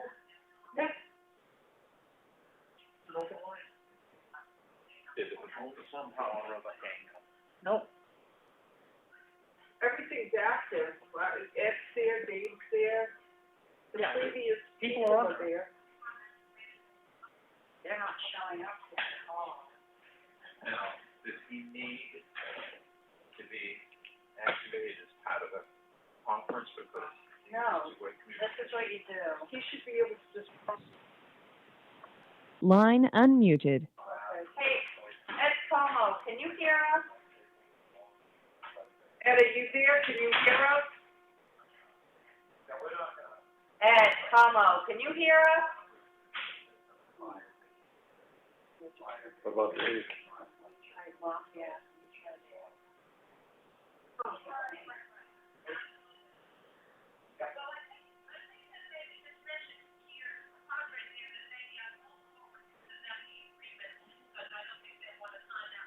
I'm wondering if it's what.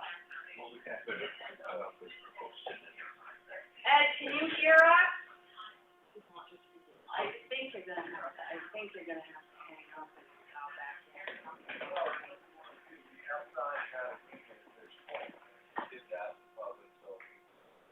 Oh, you can hear my. Ed, can you hear us?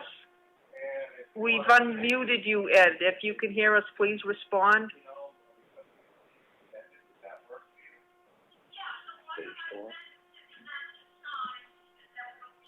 Yeah, I think something's not right because it should be able to click this and use it again. It's not doing anything. It's almost like everything's frozen. I would hang up with the host. Brian, do you have Dave's cell number? Can you call Dave? Can you call Dave on your cell to see what's going on that end? Dave. Oh, there they are. What you doing? They just needed refreshing. All right. Looks okay. Hold on a minute. Oh, yeah, hold it for a minute.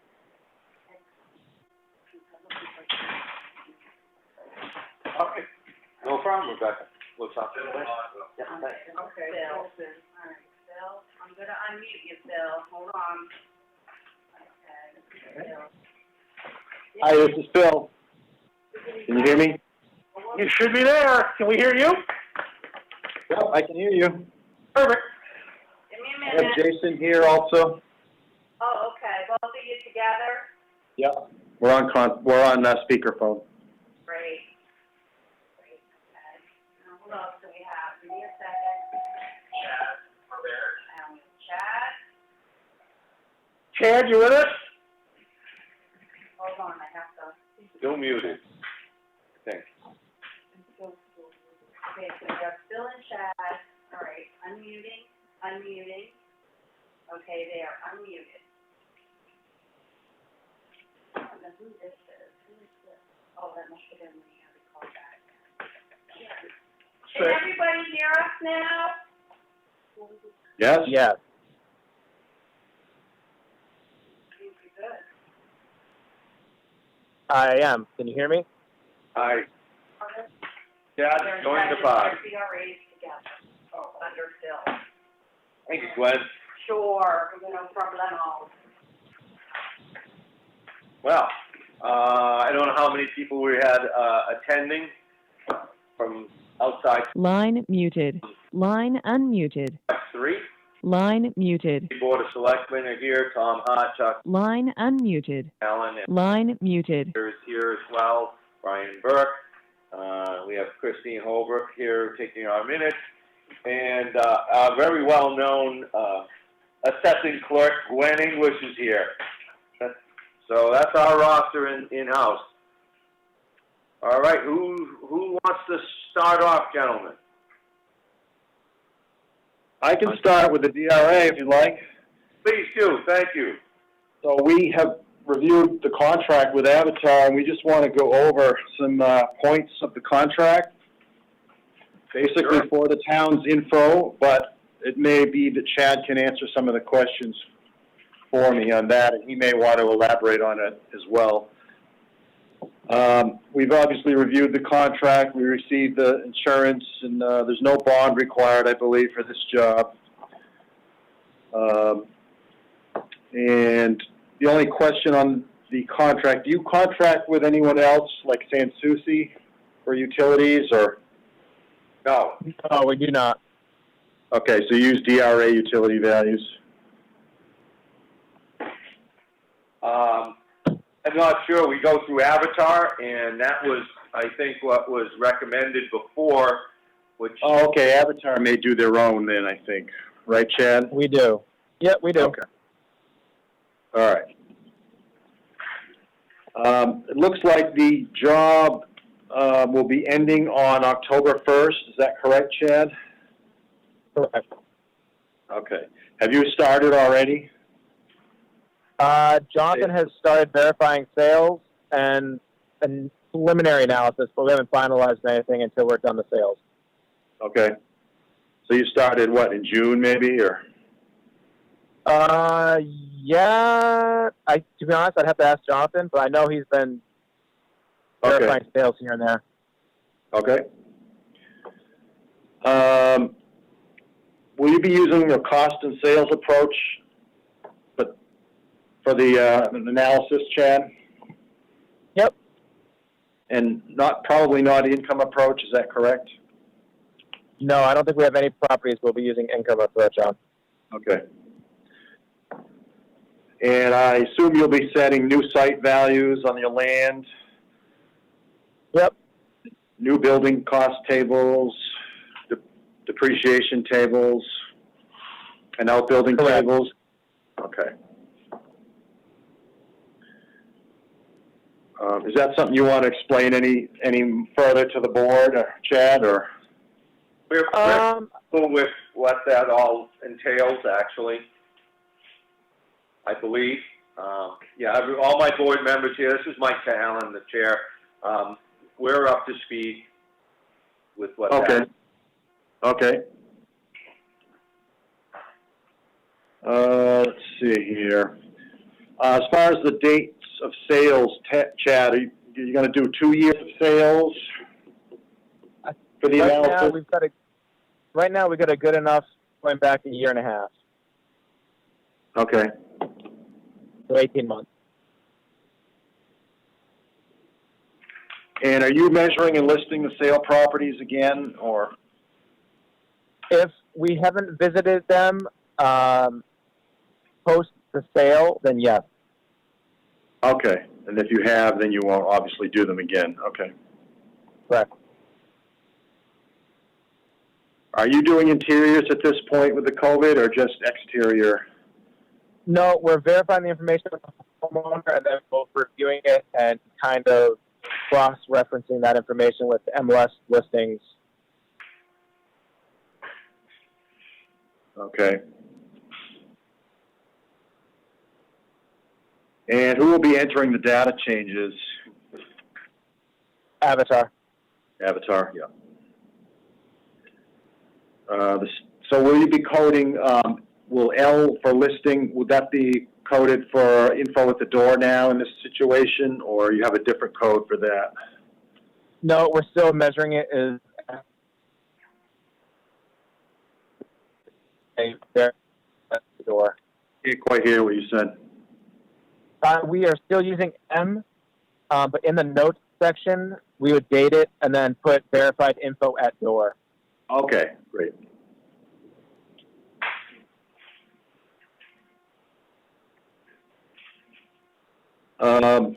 Just to tell you what the DRA does, we will monitor the sales. We'll do a sample of 12 properties. We get a list of the sales from Avatar and pick out 12 randomly.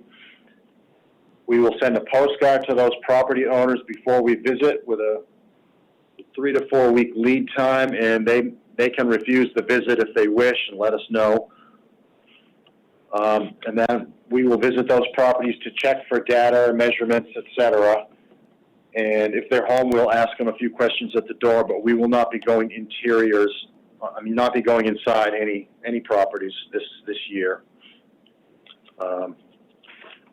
Once we have a report of any errors that we might find, we send that report to the company, and we give them 30 days to respond, and then if we don't hear back from them, we send that to the town. It's called the Monitoring Inspection Report. I'm sure you've probably seen those in the past. As far as getting cards, would we get those from Gwen or from Avatar? We can PDF those emails to you. Okay. And then I don't know if you're going to touch on this, but our hearings are all going to be phone appointment or email. And we have when the taxpayers sign up to make that appointment, there will be a checkbox whether or not they're okay with the state contacting them as a follow-up as to how the hearing went. Okay. So we taking that. It's 100% of the people say yes for our other towns. That list, phone number, hearings, go up with them. Great. Okay, that'll work good.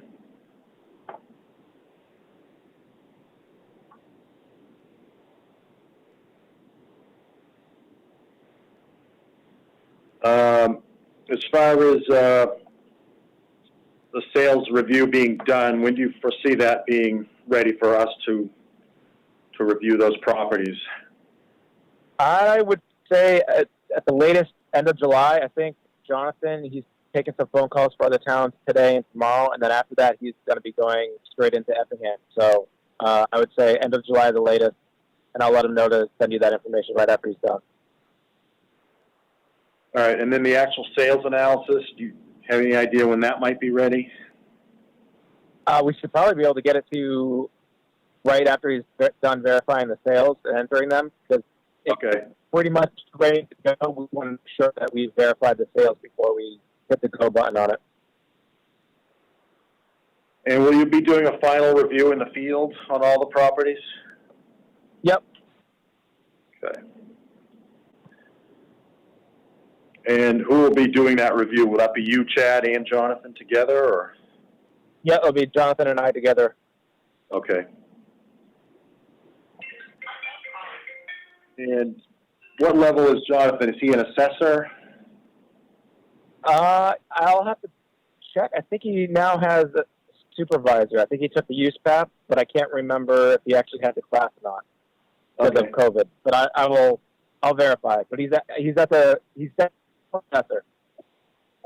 Yeah, I think on your contract it says he's assessor, so unless that's changed recently, so. Jason wanted to remind me too that he still has some cyclical monitoring to do from the 2019 work, so he'll also have to be doing those, and he'll probably do those first before he gets to the sales. We did finally get him the cards, right? Yes, I do have those, and thank you for that. Okay. All right. I just want to make sure that finally got through. He had asked us a few times, so. All right. And do you do any work in the town office, Chad, or is it all remotely done? That would be a question for Jonathan. He's been doing most of the work in the town office. Okay. Does anyone else know if that's the case, or? Hold on here. Does Jonathan do much work anymore since you're What back? type of work are you referring to? What type of Data work? entry? Data entry. Data No, entry? I do data entry, and then Avatar does a review of my data entry. Oh, you do some of it, okay. I do the majority of it, all of it, All really. right. Okay, Except at this point in time, they have the live data, so any, address changes or anything like that that need to be taken care of prior to, review letters going out, they're doing it. But for the most part, it's me. and I'm talking to Gwen, correct? Correct. Okay, sorry, you can't. Making sure here, all right. And do we know when the hearings might be, Chad, roughly? I don't yet. My guess is it would probably be mid to late August. Okay, And because it's via phone and email, we used to only allow a certain amount of days, but now it's kind of open-ended, and it's been working out really well, where a lot more people get their answers to Good. questions, Okay. even if they forget to schedule. So. all right, great. This is Chuck. Mid to late, you said August? For hearings? Correct. Okay, good, thank you. I missed the August part. Thank you. And who will take the phone calls? You and Jonathan together, or both of you, I mean? Or? It will be definitely Jonathan doing most of it. If the amount of people requesting phones is large, then I will probably help out. But we've been really trying to get most of the staff that's going to be handling the town going forward to do the phone appointments, to kind of build that relationship. Okay. And so the final values will be done by October 1st, as per the contract, right? Correct. Maybe earlier if you get them done, or? Correct. And you know the use path report is due within 30 days. I know Avatars knows all about that, so. We do, yeah. The selectmen are familiar with the use path report. It's kind of the complete record of the revaluation, the sales analysis, the methodologies, et cetera. I've seen it. I'm gonna confess that the last time I looked at it was a while ago, and I didn't fully understand it because I believe it gets rather technical if I was to try and break it down to what it really meant. Yeah. That sounds about accurate. Yeah, that's about right. And I think my other two board members have never seen it. I've got a little more history in the town than Chuck or Tom, but Glenn is waving it around in a giant binder now just to intimidate. Well, in Avatars have improved theirs quite a bit. They've got a lot of pictures of documentation of views and waterfront, and so they're pretty good. They're newer ones, so they may look a little different from the older one. Okay. And it's, in current circumstances, it's a riveting read. I enjoy it. Yeah, I'd highly recommend it to anyone who enjoys assessing. Bedtime reading. As far as the town, have you notified the public at all that this is a revaluation year? Any website info or any notifications that have been sent on that, or? I know the board had us in very early this year to do kind of like a preemptive startup meeting, so I'm sure that there's been some public output of data. Yeah, Mike Cahalan here again. I would say through 2019 at Selectmen meetings, it's been a topic of discussion on several occasions. We've had public discussions on it in that sense. We have posted it on our town website, but as far as actually taking out an advertisement, a newspaper, or sending flyers to anyone, the populace, no. No, but the website's a good method. Yeah. Most of the folks in our town have been pretty well attuned to the process with Avatar over the years. Not that long ago, I guess it was last year, that we had Jonathan and Chad in to a meeting that was picked up by Government Oversight, which kind of is televised on the YouTube channel. It covers a lot of the towns in the area. We had them in to discuss the processes of Avatar, how they do their job, and how they reach out and contact people, and what's available for folks in the community to communicate with us if they feel there's errors. So we did have a meeting scheduled that was publicized to try and get folks on board in the town with understanding the process. I believe that was last year we did that. Good. All right, that's really good. As far as notification of appeals, does that go on the tax bill, that information, how to appeal, how to file an abatement, that type of thing? No, not to my knowledge, no. Not to the best of my knowledge. When the bills go out, I think they're just generated the way, or they're captured in our computer system, whether that's from the state or our town tax collector's not here today. She's on vacation. She'd be better suited to answer how that comes about. But as far as there's nothing. Well, I just want to interrupt. Gwen, do you guys still order your tax bills through Avatar? We do, so I was just thinking there is some pre-printed. It is on the back then. Oh, Okay, I great. stand corrected. Yep, very good. And then Avatar, you probably have that info in your letters too that you send, right? Your value letters? Correct. All right, so there's notification then. Okay.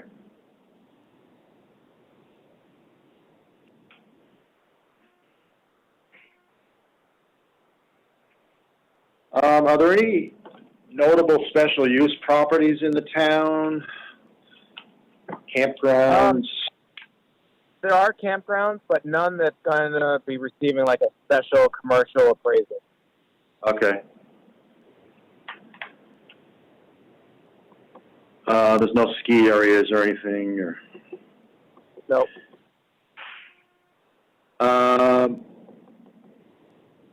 As far as utilities, you do those, Avatar, Yep. Correct? We will, yep. Like before, so I'm sure you're aware of the new HB 700 on appraising distribution assets in the utilities. Yep. Your father still does most of that, or? He does all of it still, yeah. Yeah, okay. There is going to be a DRA webinar on that HB 700 on July 22nd that assessors may find useful. I think it's on the NHMA website and probably the assessors listserv. So there's a new law where the utility assets have to be, the distribution utility assets have to be valued according to a formula. So it's a portion of the utility, not the entire utility. So This is Chuck. Does that review also kind of capture how many poles are on a given road? Does what? How many utility poles are actually on a road? Utility poles on a road. I don't know if that's in that information or not. The utility companies in the town do provide us with the amount of poles. I don't believe it's as detailed as per road, but they give us the amount of poles and when they were installed in a fairly large spreadsheet. Mike Cahalan here again. Now, Chad, isn't that every 5 years, or is that a yearly? They give us, every year they give us the poll information, because sometimes they replace a poll here and there. So every year they fill out the PA 28 and provide us with information regarding any infrastructure changes. Okay, thank you. There's also the telephone poles and conduits that have to be done, and they provide information as well. So those are two separate things, actually. The new utility law, and then the poles and conduits law, which is a few years old. Correct. But they both have to file forms for those, so. Thank you. I think that's pretty much the reval end of this. We wanted to talk about assessment review also, but I don't know if Chad or anybody else has anything else on the contract. I think I'm all set. So Chad, you don't have to sit in on the second portion here on the assessment review unless you want to. It's up to you, but. I am all set. All right. So, everyone have a great day. Thank you. Yeah, Chad. Thank you, guys. Bye. Thank you, Chad. Thank you. So the other portion of what the DRA does is assessment review. This happens every 5 years in each town, and we are going to review a bunch of different things that the town does with assessing. And if you have an assessment review standards, Jason sent a chart. I don't know if you have that in front of you. Glenn emailed them out to us all, so I read it. So there's kind of 6 different areas that we look at per the Assessing Standards Board. One of them is the statistics, the level and uniformity of assessments. That would be the things like your median ratio needing to fall between 90 and 110. That's the measure of your market value, basically. And the revaluation should bring that number into line pretty good. There's also the COD, or coefficient of dispersion, which measures the uniformity of the assessments. And that is a number that they want to be less than 20. I think last year you were actually stretching the limits on those numbers. I think your ratio was down to 87, and that's pretty much the market going crazy right now. And your COD was over 20, so those things should be corrected, with a revaluation. There's also a thing called the PRD, or price-related differential. That's under column E. And that is a high value versus low value. The high value is over-assessed or under-assessed, and that number needs to be between 98 and 103. Kind of a technical statistical measure, but they do look at those. Then we also look at assessing practices of the town, which is column B on that chart if you have it. We start by looking at access to public records per 91A. So we just kind of do a survey of the office, see what you have on public access. Also your inventory or pickup program, or your permit program, depending on what you use. Do you use building permits in Effingham, or? we do. We call them building permits anyway, and I think technically they're probably a zoning compliance. Yeah. Because we haven't formally adopted codes. Yeah.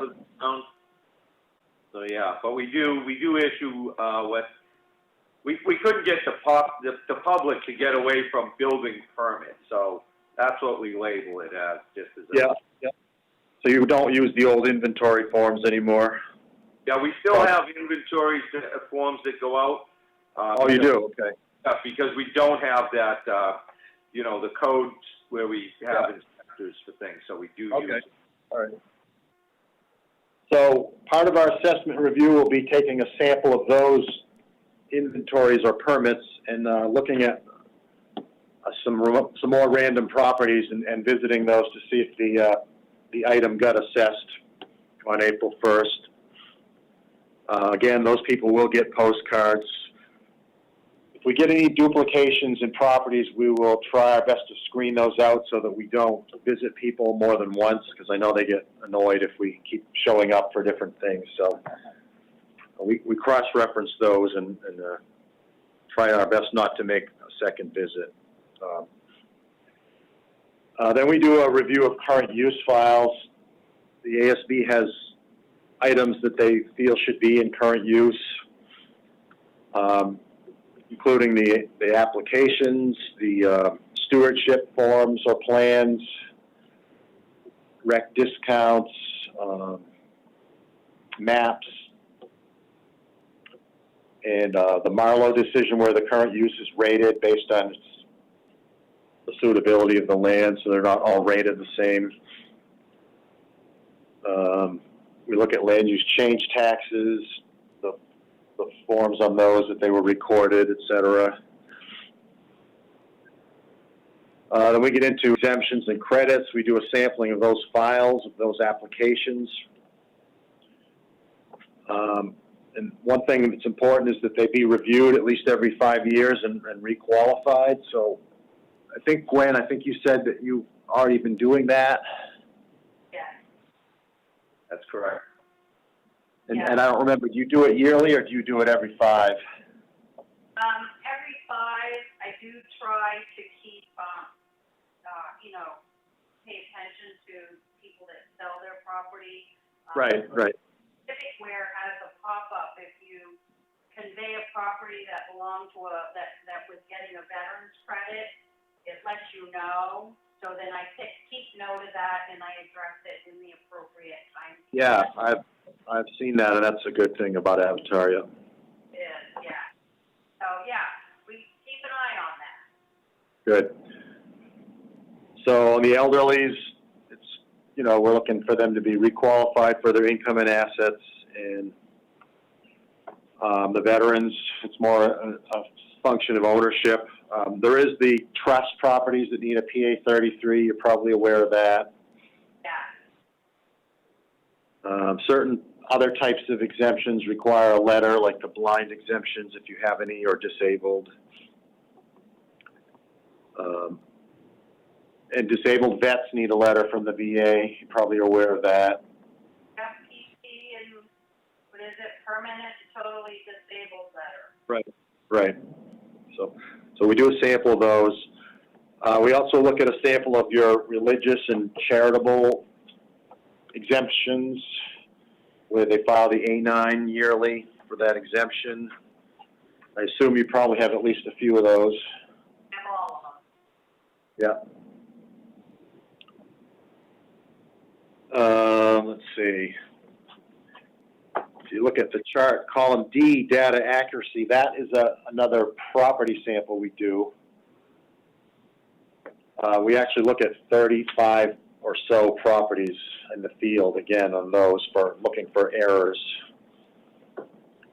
And the error needs to be a percentage of the value. So generally we don't find any that meet that threshold, but occasionally if something major was missed, we do find one. But that all gets reported to the town at the end of this process. And the use PAT manual that the company produces for the revaluation is also reviewed for AR, for assessment review. There's a checklist that, hey, they have to submit to the DRA, and we review it. If they're missing information, we send a request for that, and then all of that gets reported in a letter format sometime next year. Probably be a little delayed this year due to everything that's been going on. We're still on 19s right now, so that's how delayed we are. So, just so you know, it's not a pass-fail. This is more of a reporting. It's recommendations. It's where they would like to see towns be at. So it may be that you don't meet some standards, but you do your best, and we just inform you what you need to work on. That's really all it is. So. And you, Mike Cahalan again, you said you're in 2019 on this report. So our report will probably be early next year. Any speculations on that? Yeah, I'm gonna say it's gonna be probably not till next spring or summer, the way it's been going, so. Probably at least a 6-month delay. We're almost done 19, but hopefully if we don't have another shutdown, maybe it won't be quite as delayed, but. That'll provide us a little clarity on where we are, but also you must have some recommendations in there, I would assume? Yeah, it'll recommend areas of weakness that you need to work on, and it'll actually have the sheets attached that show the properties that didn't meet the various standards. So that'll all be in that report, so. You can find your previous one online if you don't have it handy also, from 2015. Okay, because it was on the DRA website. There was three types of property, I guess, in a sense, that were conversation pieces with budget committee personnel and select boards. And we have some campgrounds. The largest one recently, within the last 5 years, sold for considerably more money than it was previously valued at. And there's an expansion that's taken place since then, as well as we have what used to be the trauma center, Lakeview Neuro Center, which they sold, and I'm going to say maybe it's about twice of what they were previously valued for. And then we have lakefront properties like on Province Lake, and we did a little internal review on sales there, which seemed to be really pretty far out of line in the sense that maybe a lot of the properties were selling for $100,000 more than they were valued on. We don't have a lot of lake properties, and we don't have a lot of business properties, but would these be the types of properties you folks would be taking a look at? Well, it's going to be random samples, so we may get some of those, but we can't really focus on them, you know, just on those. So I'm sure some of them will come up in the samples.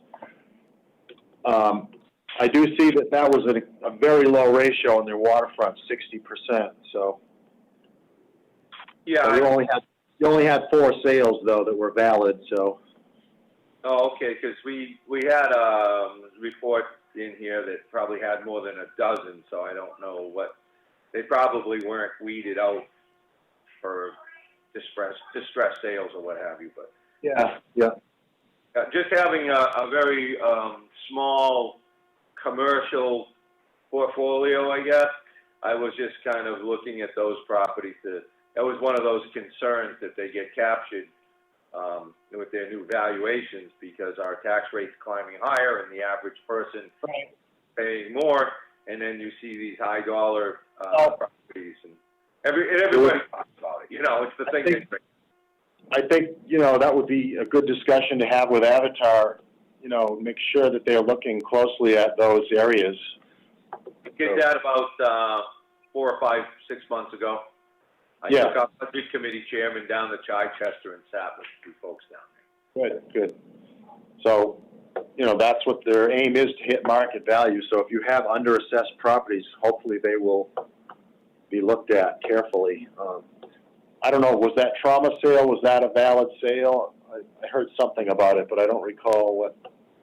I'm thinking so. I mean, they retained the property, the business kind of went away, and before the business would have, say, lapsed in the 2-year zoning window that we have to be abandoned, they sold the property.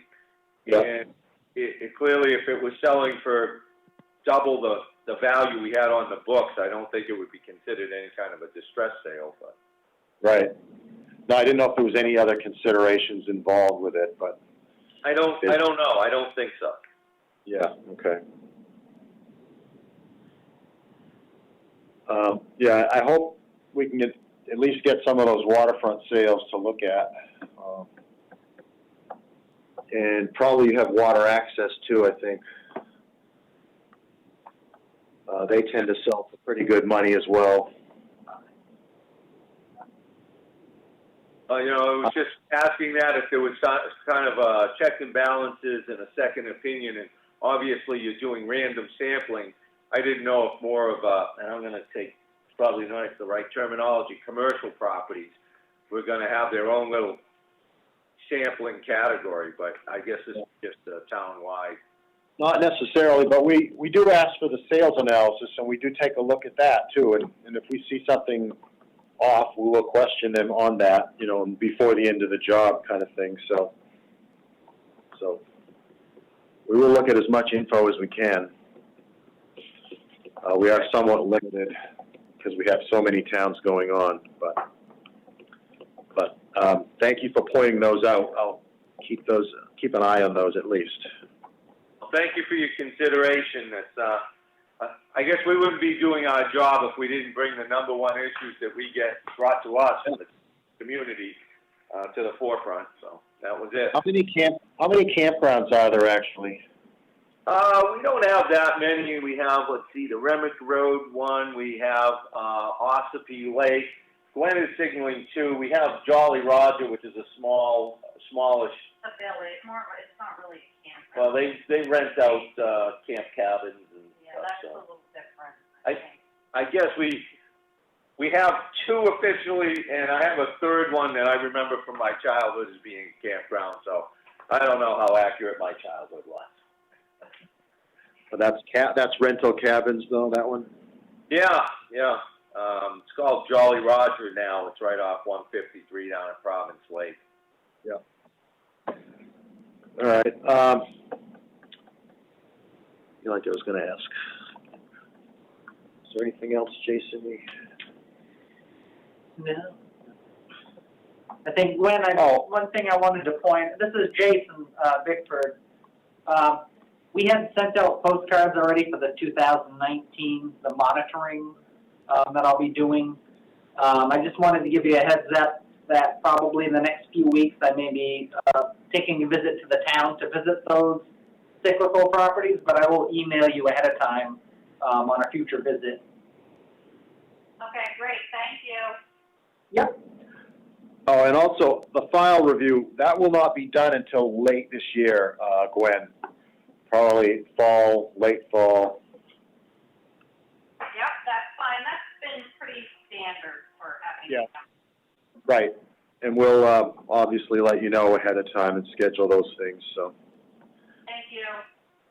Hopefully, we will be doing the field review for AR, you know, this summer, so. But the summer's going quick. So, I think that's pretty much all I had to talk about, unless you have any other questions. I'm not seeing any here, and Gwen would probably be the only one qualified to ask a good question. She's shaking her head, no, she's good. All right, well, we appreciate your time and look forward to seeing you all coming up. Yeah, thank you. Thank you for your time. Thank you very much. All right, we'll see you later. Take care. Bye. All right, I guess we can shut it down then. Well, we need to go into non-public, you're correct, okay. So, I don't know, are we going on for the matters that which if discussed in public would potentially adversely affect the reputation? Or are we going under the public employee item? I guess we're going in 91A3, Roman 2, subparagraph C, matters which, if discussed in public, would likely affect adversely the reputation of any person. Would that be? That would be fair. C. So I make such a motion. Do I have a second? Chuck Fuller, second. Okay, all in favor? All right. Aye. Al and I. And why don't we take a couple of minutes recess while we get our principal parties in here. Conference recording stopped.